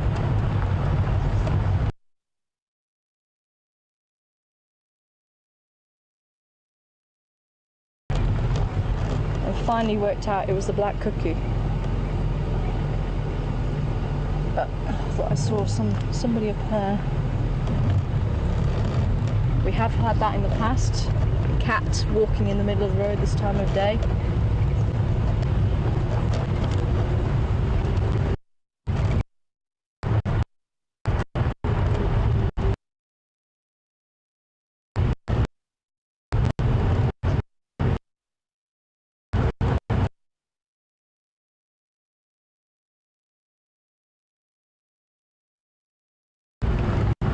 Let's try this one. We might lose you, but it's what looks like it's like Gary down.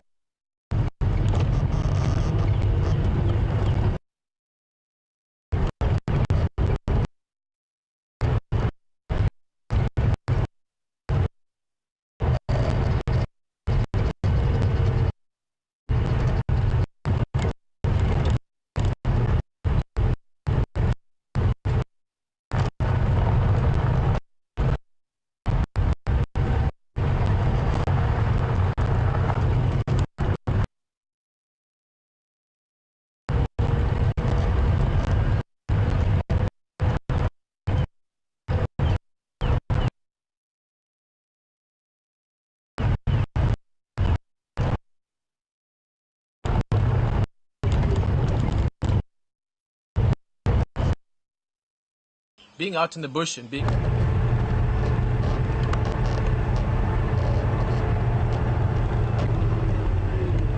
Welcome back everybody, sorry about that. Still working out what signal does drop. But there's a lot of vegetation that's very, very thick at the moment, and that's why we do occasionally lose you on the drop. I couldn't quite see who was up here. It looked like they were looking at something, but apparently not. I think we scared them off. Oh, no, there wasn't. Who's there? Which station on Gary Cutler?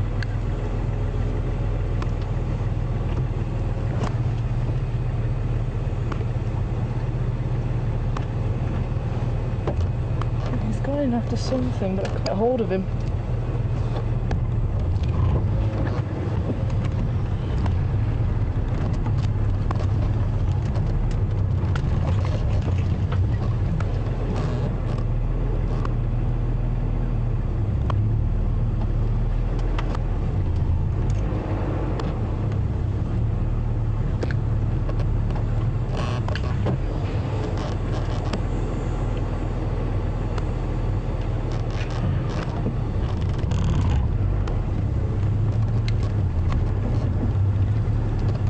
Oh, it's elephants. I can see it just up ahead.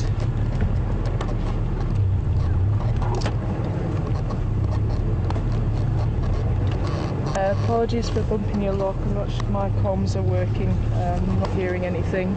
So, thank you.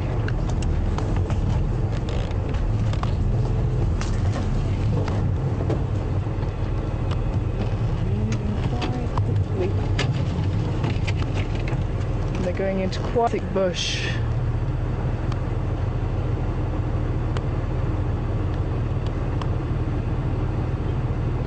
Can't see any more. I can hear some.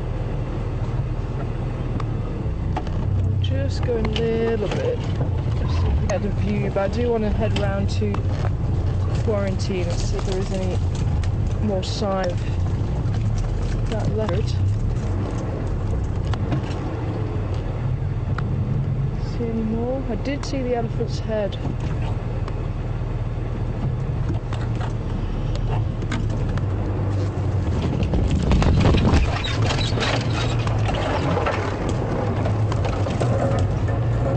Oh, there's one. Amazing how well they can hide, such a big animal.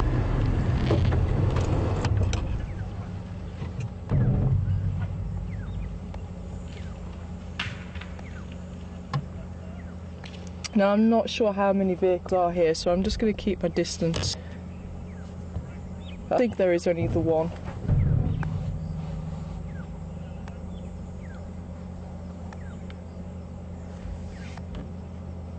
But that little one looked a little bit grumpy. I don't know if you saw, he had ears out and when the vehicle was going through. I don't think they saw him. Now if you remember the young bull that we saw a bit earlier, there is another elephant there actually. Oh no, vehicle. Yes, I'm a great guide.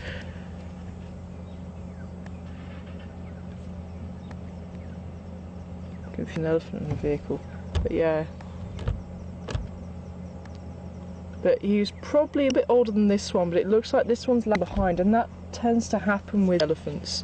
So they have the elephant herd, the females with the calves, and then the young bulls start being further and further behind, and then eventually, as I say, they break away and they start moving off by themselves. Might come back, join the herd for a bit, and then wander off again, and eventually just break away completely. Now you can see he's like displaying, knocking over a few branches and trumpeting a little bit and flapping his ears. So he's just saying, "Look, I'm very sure of you." And there's a demonstration also of his strength.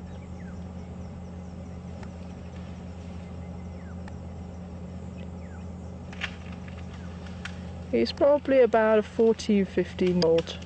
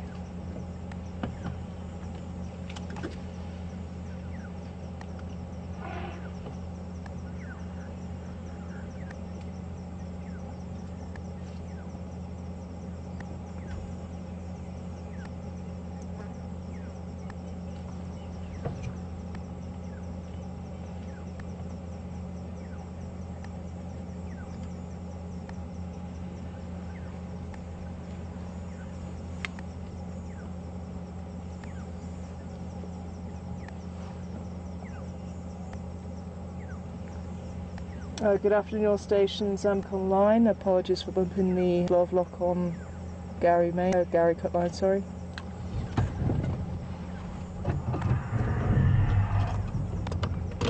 Okay, I think we're actually going to leave him just a little down. You can hear the herd is much further in. I say we did have a nice elephant sighting right at the beginning of drive. So we're going to leave these guys and say I'm not sure, there might be a few vehicles in there.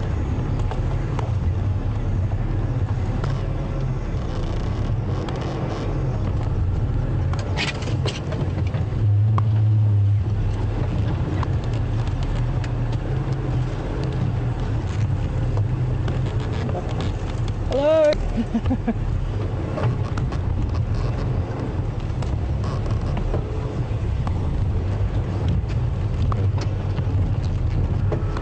Do you want to come through?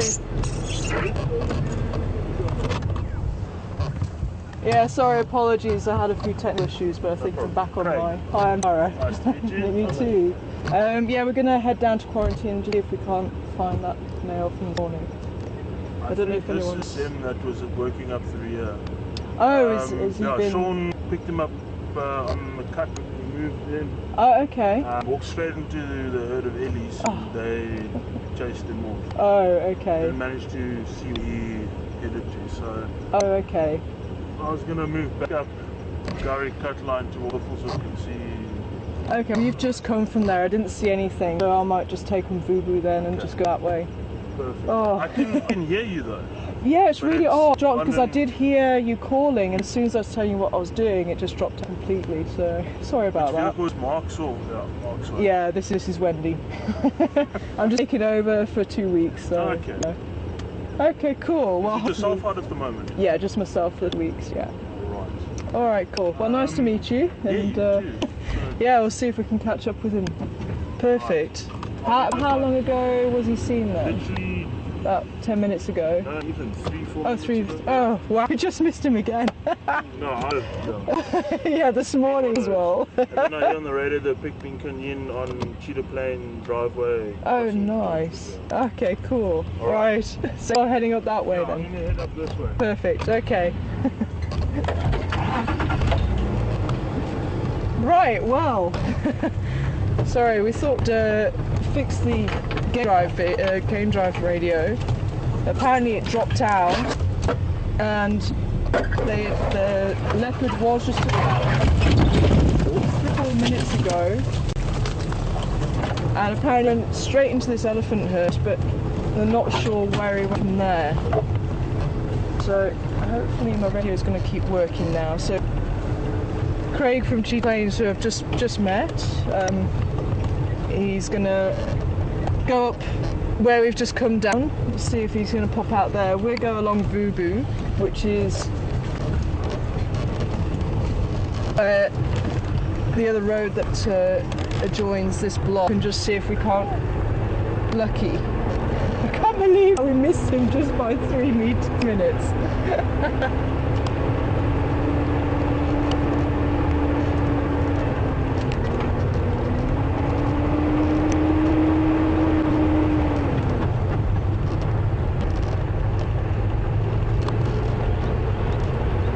So maybe that was why elephants were trumpeting a little bit as well.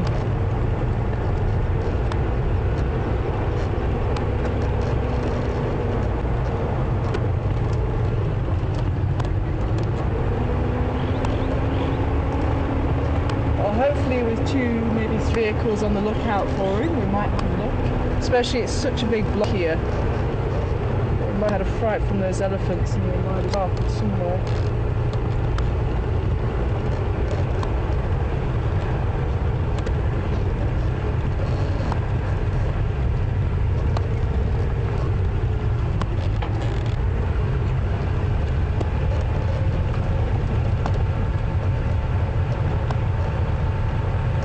He hasn't moved very far. He comes through the drainage line. I think that's where I went this morning after we left him.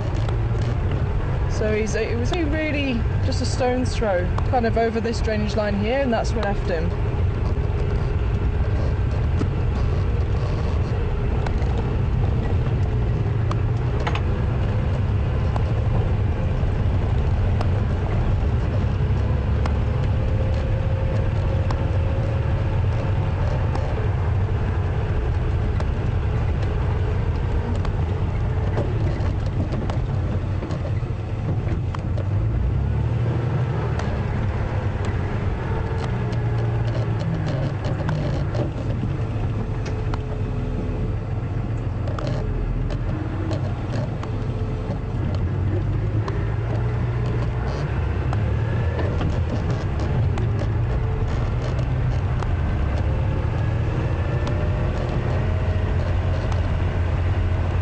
looks like we're having quite a nice sunset this afternoon.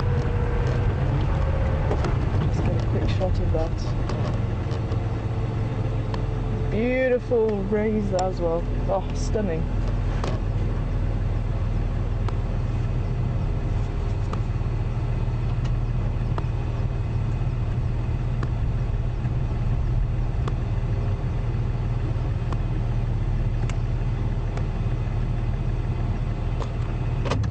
See if we can hear any more trumpeting from the elephants.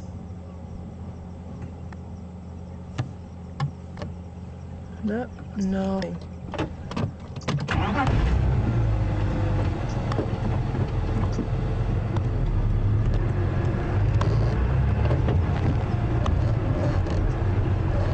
Okay, so it does sound like there was a second vehicle in there. It's just come out. We couldn't find anything.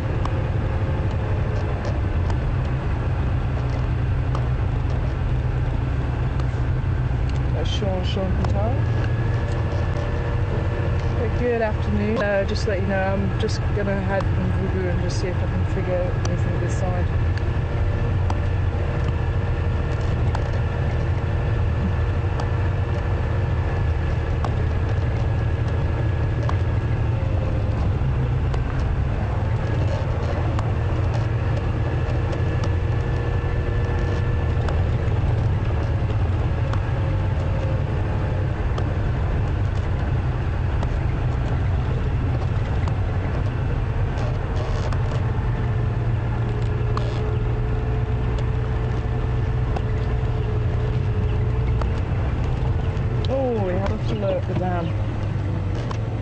Might actually get a nice view on this side actually.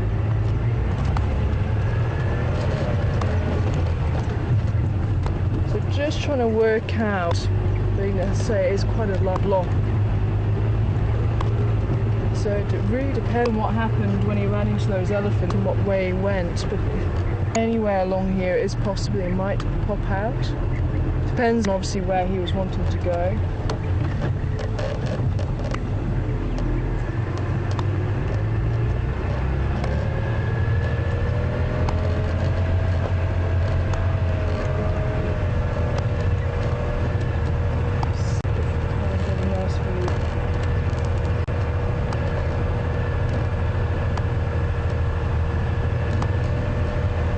This has really become quite overgrown.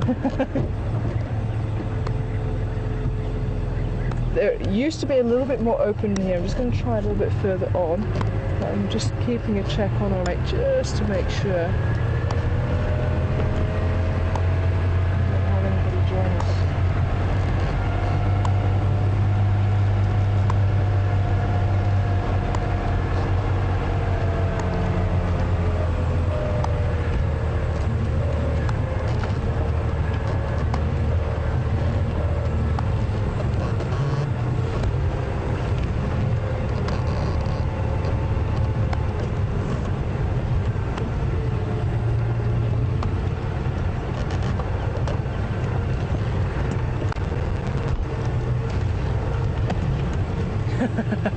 Wow, they're literally just sitting just behind the trees here.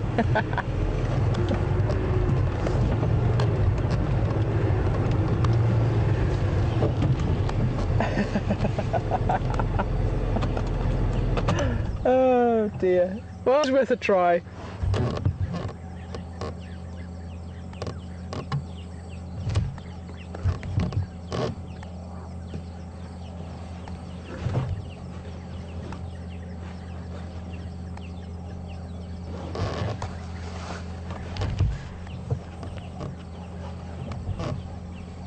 But we'll be able to get a nice view of them here.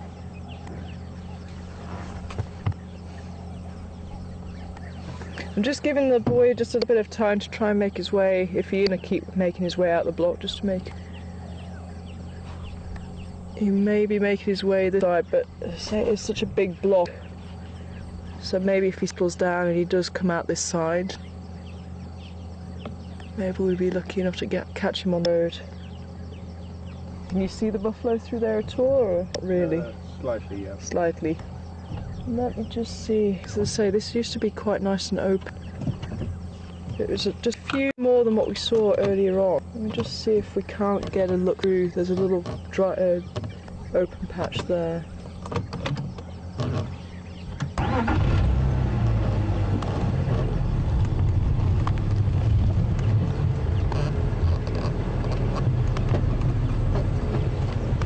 Yeah, there's quite a few duggerboard here. Ah, there we go. Nice.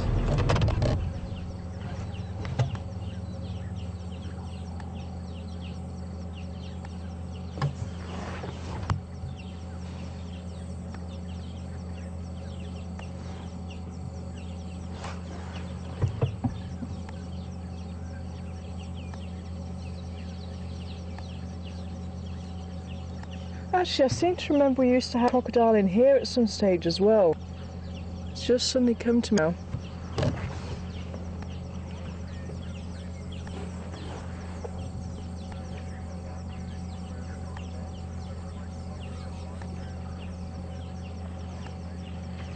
Hi, I'm Mason in Canada. Very warm welcome to you on board Wendy this afternoon here at the Sabi Sands. And I wonder what the weather's like in Canada at the moment. I wonder if it's cold as the UK. But you'd like to know how long an elephant could live for. And its natural lifespan, obviously, if there's no disease or anything like that that affects it, it can potentially live up to 60, 70 years. So roughly about the same as a human. And what's amazing is the whole family and life cycle is it can be very similar to human. If you think about the males, they'll tend to move out when they're about 16, 17 years old, which is, if you think about it, the same for a human. That's usually when we're thought to have been an adult, somewhere between 16 and 18. And they're very big family. The females tend to stay together, and as the females grow up, they'll break away and maybe have their own family, but then quite often they'll come together again and they'll form huge herds at certain times of the year. So they still keep in touch, aunties and sisters and daughters. So it's amazing, really, how much information has really come out of elephant behaviour in the last decade or so. And even through the protection, what's been really amazing is they can tell the difference between lion calls, the males and the females they found in Botswana. Because in Botswana they actually hunt the elephants, even adult elephants, and they found that the female lions were hunting baby elephants more than the males, and if they played the tapes of the male and female, they'd have a very different reaction with the females protecting the calves. And if a female lion call was played, they'd actually surround calves, make like a circle, surround the calves, and check that it was all clear, and then actually move away. Whereas the males, they listened, but they weren't too concerned. But yeah, quite amazing what research has been done on elephant behaviour fairly recently.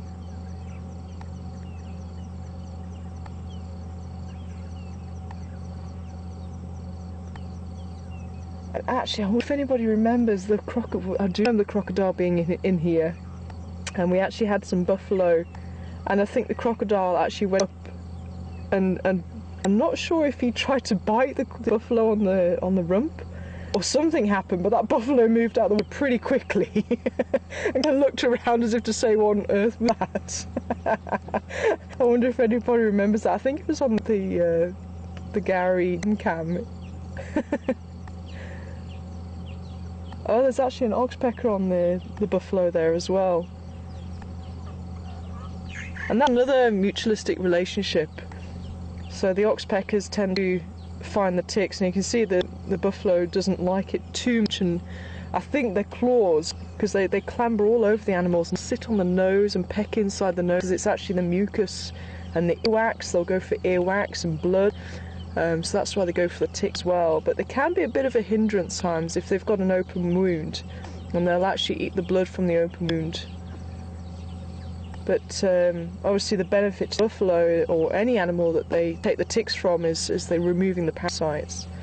And with them being in water, quite often the terrapins will do the same thing underwater, so you don't see it as often. But so for hippos as well, they'll remove ticks from the body when it's immersed in the water. And we've seen quite often the terrapins out on the banks sunbathing and on the logs. So we do know there's a lot of terrapins in here down. I'm sure they're still here. But I think, hopefully, it's been long enough for the leopard to pop out here if he is going to pop out this side. I haven't heard anything else from the other vehicles. We've been checking Gowrie Cut Line where we just came down, where we lost the signal. So we're going to take a drive up in Vubu and see if we are lucky. But I do wonder, I think he must have only moved in the last 20 minutes or so.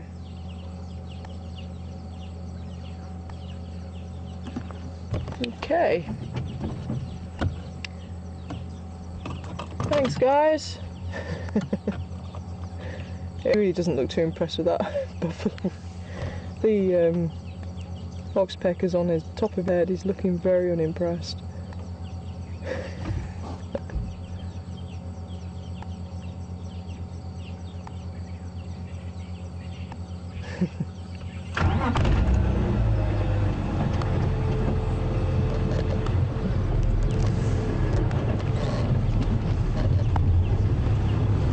If you do have any other questions, then send them through to questions@wildearth.tv.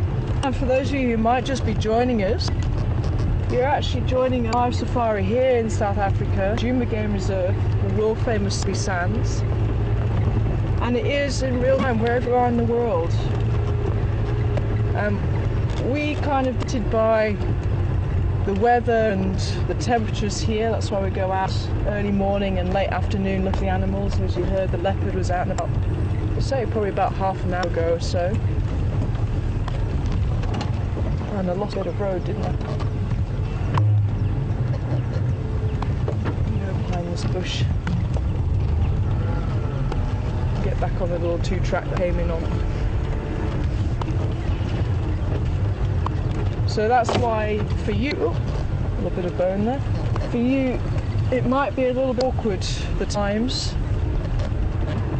I say this is the best time of day to view some of these African animals. So if you do have any questions, send them through. And you can also send them through on Twitter as well, so #SafariLive.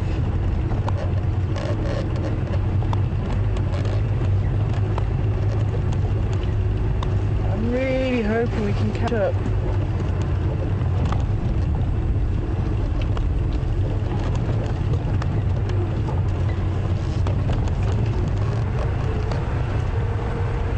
-20 in Canada. Oh, -28. Oh, no. That's cold for me. Wow, yeah. Canada, even the summertime, I think, is too cold for me.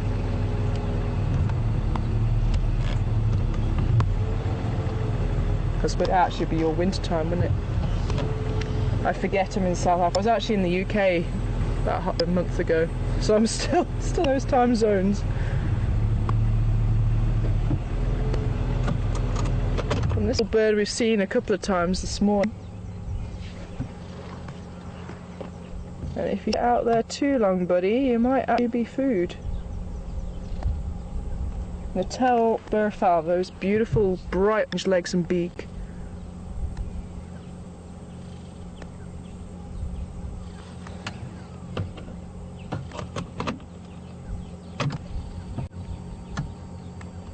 And I really won't sit out there too long.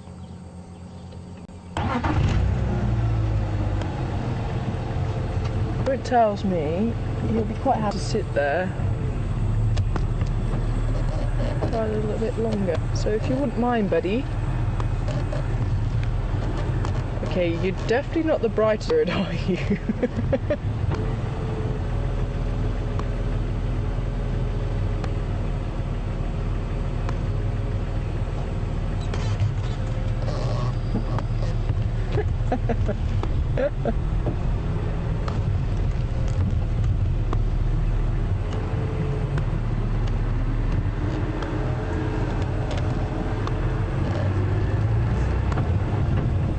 this is another favourite spot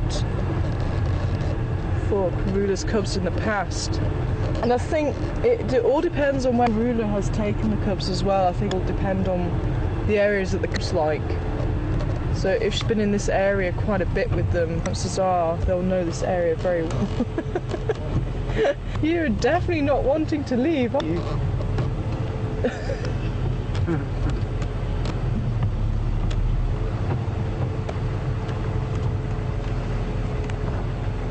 You see where he's gone? Has he gone off the road? You've gone off the road. Good.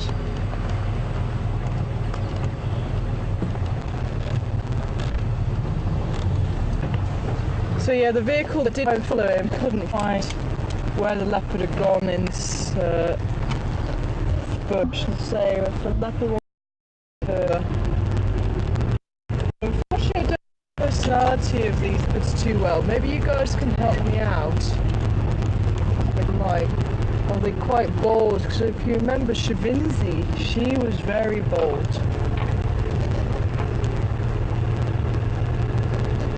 She had no fear. Where her brother was actually a little bit more reserved. He would actually check things out and weigh things up.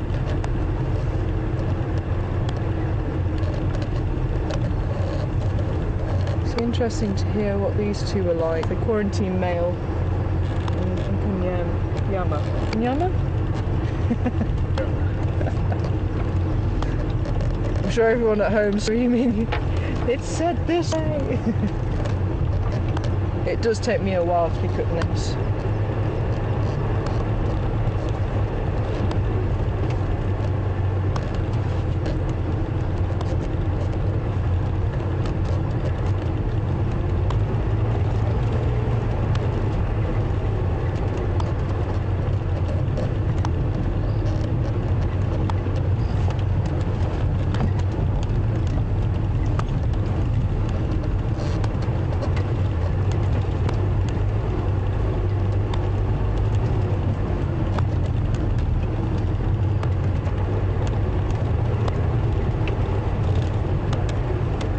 Try and listen out for the elephants as well.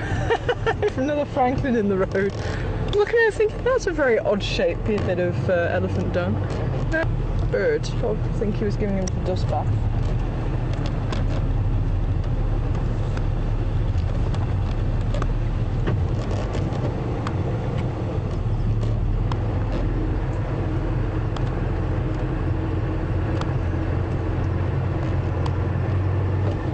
So you're hearing branches breaking this side.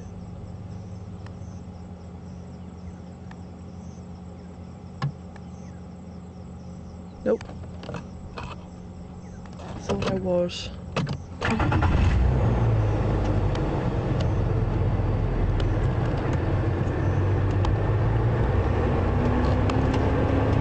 Ah, that hollow's got big. That was also a little pool. A little pool. It's amazing how just a puddle, a muddy puddle, can turn into a waterhole. Water might start utilising it first, and then maybe buffalo, and then maybe rhino, and maybe even the elephants eventually, and that's obviously what's happened there. A lot of elephant tracks in there. They just keep expanding it and expanding it.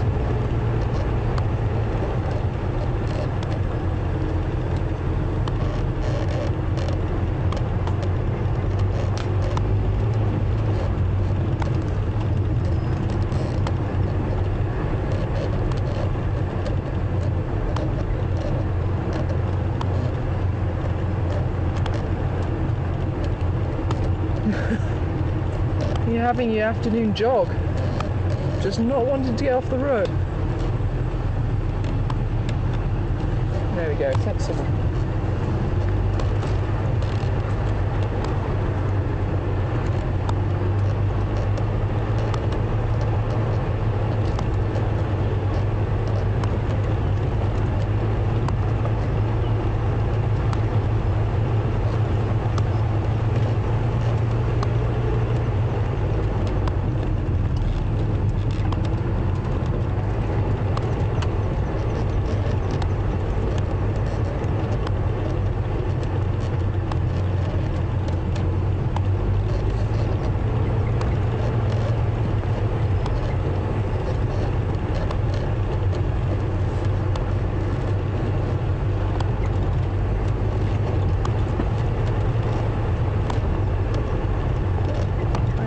be a little bit too far up this time.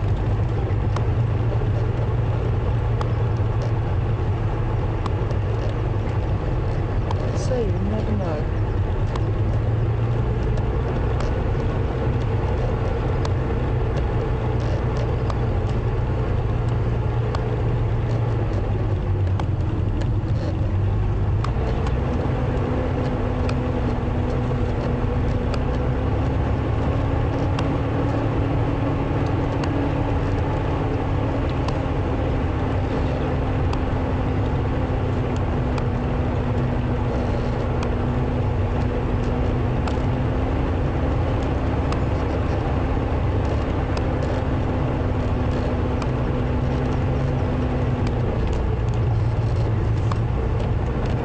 And for you wanting to see a honey badger, this is perfect time of day to start potentially seeing them. There's that dusky period onwards. And interestingly, it's another animal we don't really know much about. And they tend to be solitary, but on the area that I'm doing research, quite often we find two animals together, and it's been happening for the last 2 or 3 years, so I don't think it's a female with a pup. It's around the same size. It might well be one of her pups, but they seem to have stayed together, which is quite unusual apparently. So they tend to be solitary.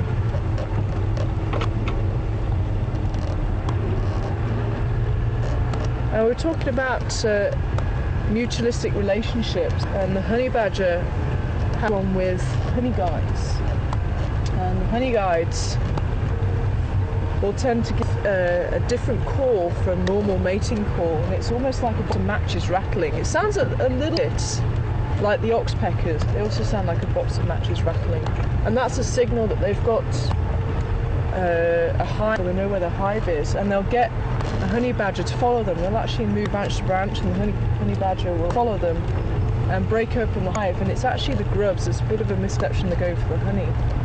It's actually the grubs inside that they eat, and obviously the honey guide gets to eat the grubs as well and the honey. But there's also the same relationship in certain places in Africa where humans have developed that relationship with the honey guide, and they'll actually sit there and wait for the human to follow, give that call.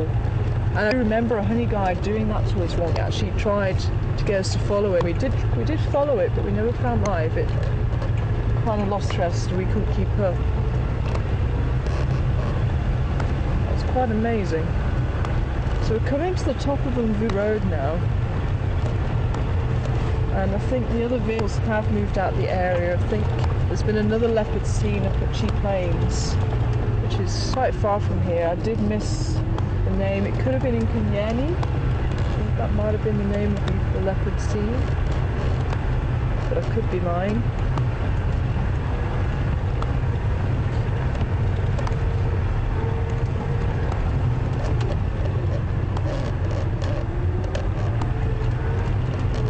Say this is the perfect time of day for him just to be soaring along the road.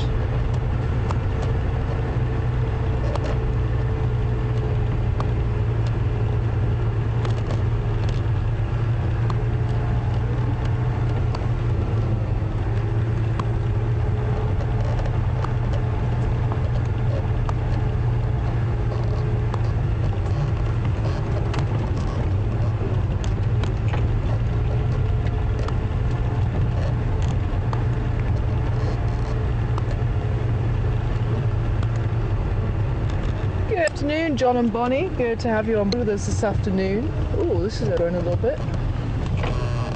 Oh wow, there's been quite a lot of erosion here. Maybe if I could just get a shot of them. Oh, is the moon up? I'm so busy looking for the leopard. Oh, beautiful. That is stunning. We've just had the sunset and full moon by the looks of it. But John and Bonnie wanted to know if the dams on the property are natural or human-made. And I'm just trying to remember, I think a lot of them have been human-made, but maybe some of the older videos can maybe just help me out, but I'm pretty sure they have been. Some of the smaller pans would have been naturally made, say from a puddle, and it just grows and grows and grows, and it's been quite interesting going past some of the smaller pans that have definitely expanded over the last 3 years, and especially that one on Vubu Road we just went past. If we go back down, I'll see if I can stop and show you again. But just going on the full moon, it can have an impact on animal behaviour. So obviously it's a lot brighter at night. So the carnivores are a little bit at a disadvantage because the animals, the herbivores can see a lot better, and they'll tend to go into the open areas so they can see any movement approaching them. Their hunting success tends to drop, especially for the nocturnal species, tends to drop over a full moon. But quite interestingly, the diurnal species like the dogs and the cheetah, they sometimes will hunt during a full moon. They don't tend to hunt at night, but when it is a full moon, because there is a lot more light, they tend to rely a lot on their sight, and sometimes it has been documented them going after and hunting animals during the full moon nights.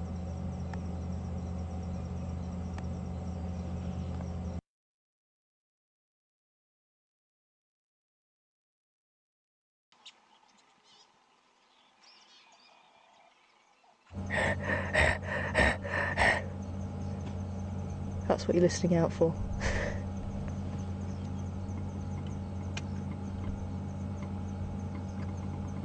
Now there is a theory that leopards tend to call more on a full moon because, again, they're going to be seen. So they might as well demonstrate their territory by calling. That's something I'd certainly like to see if there is a relationship with, because we have had a number of times leopards have been heard calling at night. So we'll be able to see if that was the case, if it was full moon or not.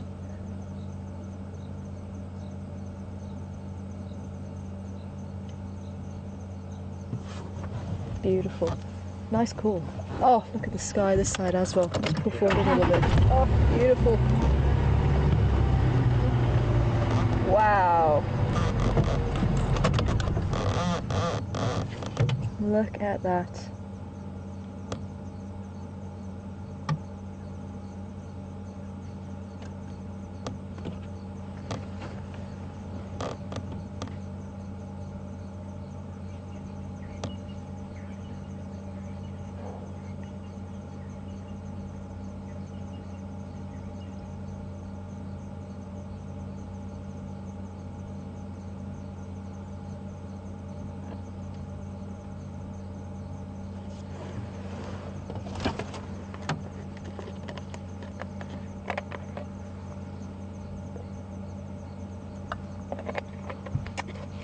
Oh, it's so nice to hear the African bush sounds.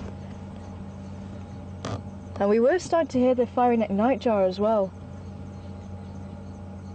You might be hearing that very soon on the waterhole camera if that's up and running again. Hopefully it will be.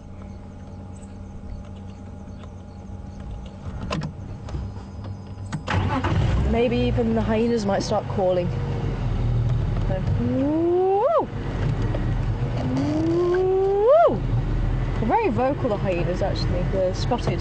Their cousins, the brown hyenas, aren't as vocal. Now, I don't really want to lose you guys with a signal again.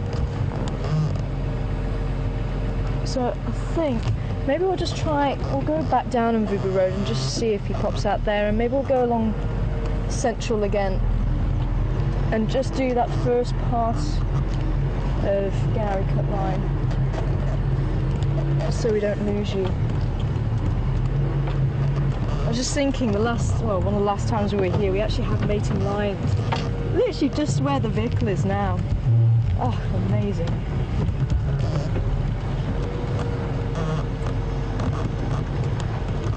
Really is actually incredible what we have seen over the years on WildEarth, and the fact you guys can actually join us and share that with us, I think is just phenomenal. And it still blows my mind. I say I drove WildEarth for 2 years, and back for the 2 weeks while Mark is off, and it still blows my mind that we can do this. It's just amazing. You can join us wherever you are at home and enjoy the wonders the bush, African bush, has to offer.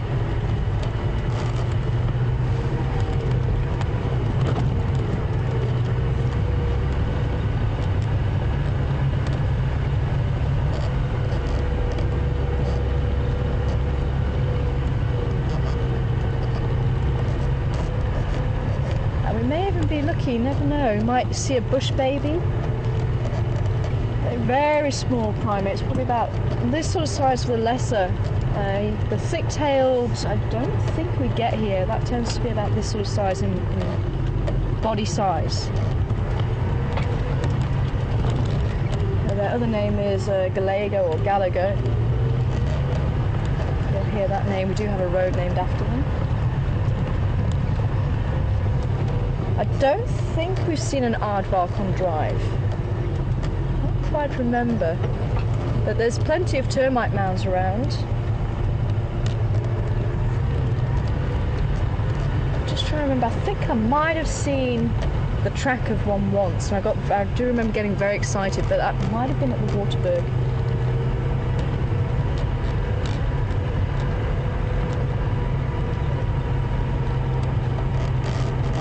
Brown hyena, I know Peter found at the quarry once. It always sticks in the head for some reason, but we've never seen it since.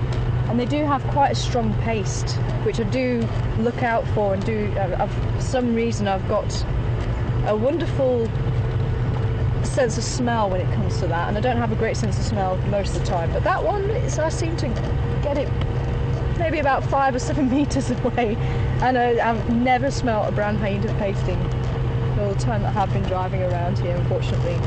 The leopard is actually quite a nice smell when it comes to scent marking. That smells of popcorn. Which we also try and keep our nose peeled for, which means that there is a leopard close by.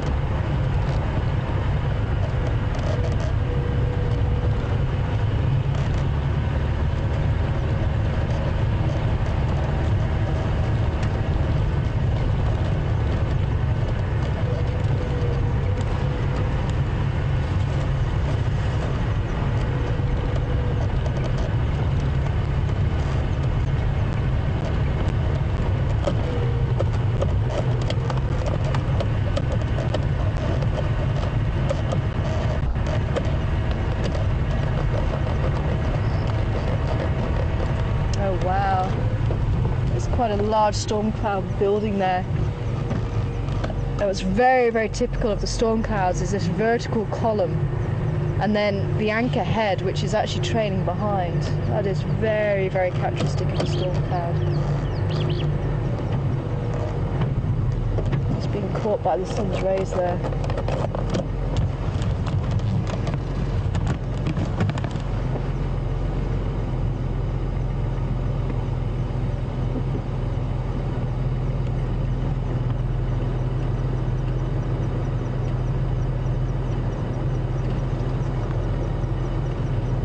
Well, it's very welcome to rain tonight. It can rain all it wants tonight.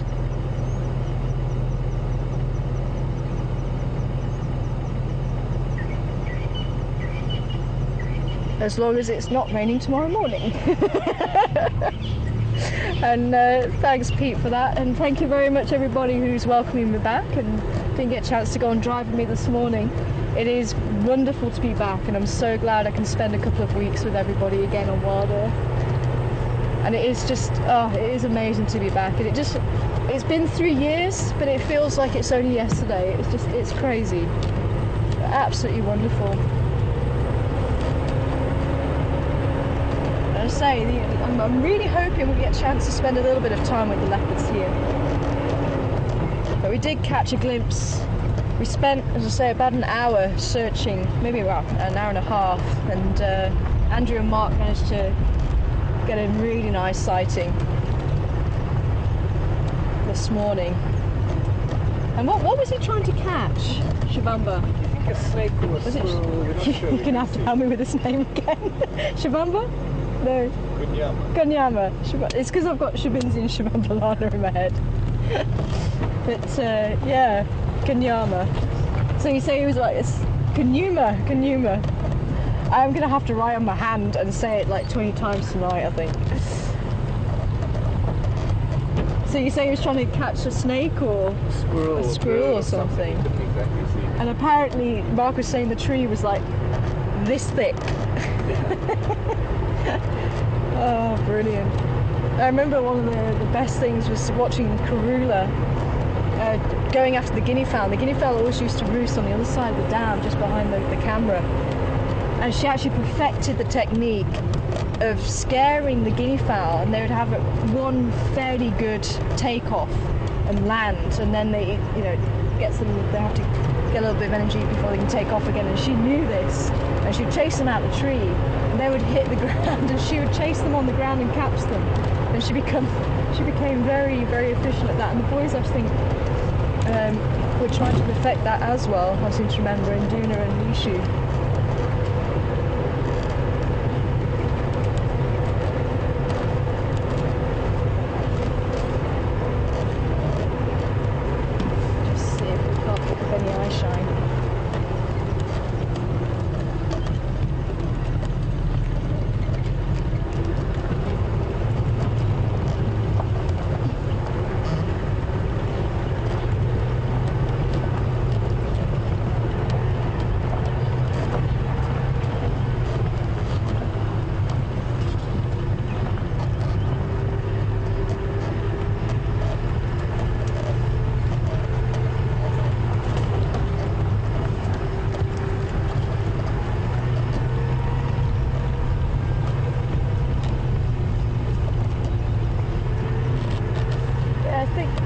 See if we can get to the end of this road at least, and just see if we can't find this little boy. It'd be lovely to catch up again for you all. But there is always tomorrow, which is great to say.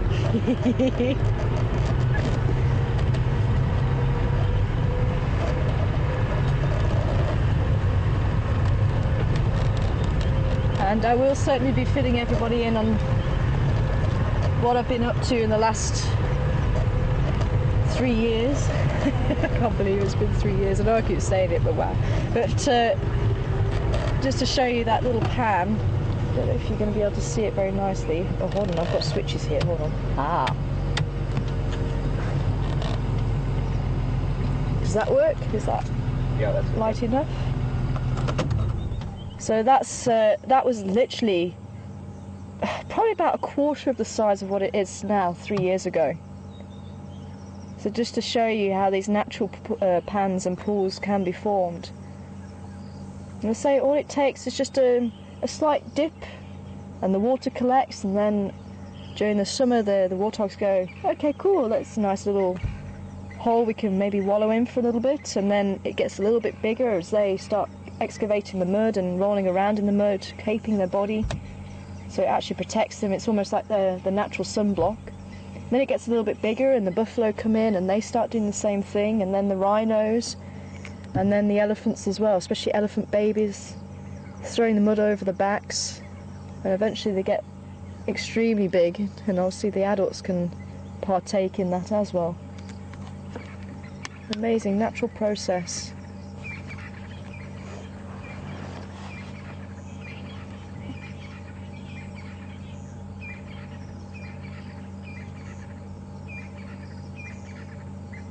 And the evening chorus from the spurfowl.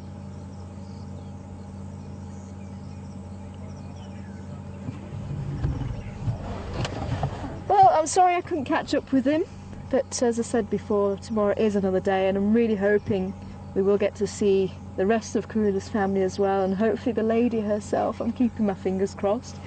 But whatever we see in the bush, it's always a thrill, and I'm so glad you were here to join me, and I hope you'll join me tomorrow morning. If not, tomorrow afternoon. Thank you very much, and good night for now. Bye for now.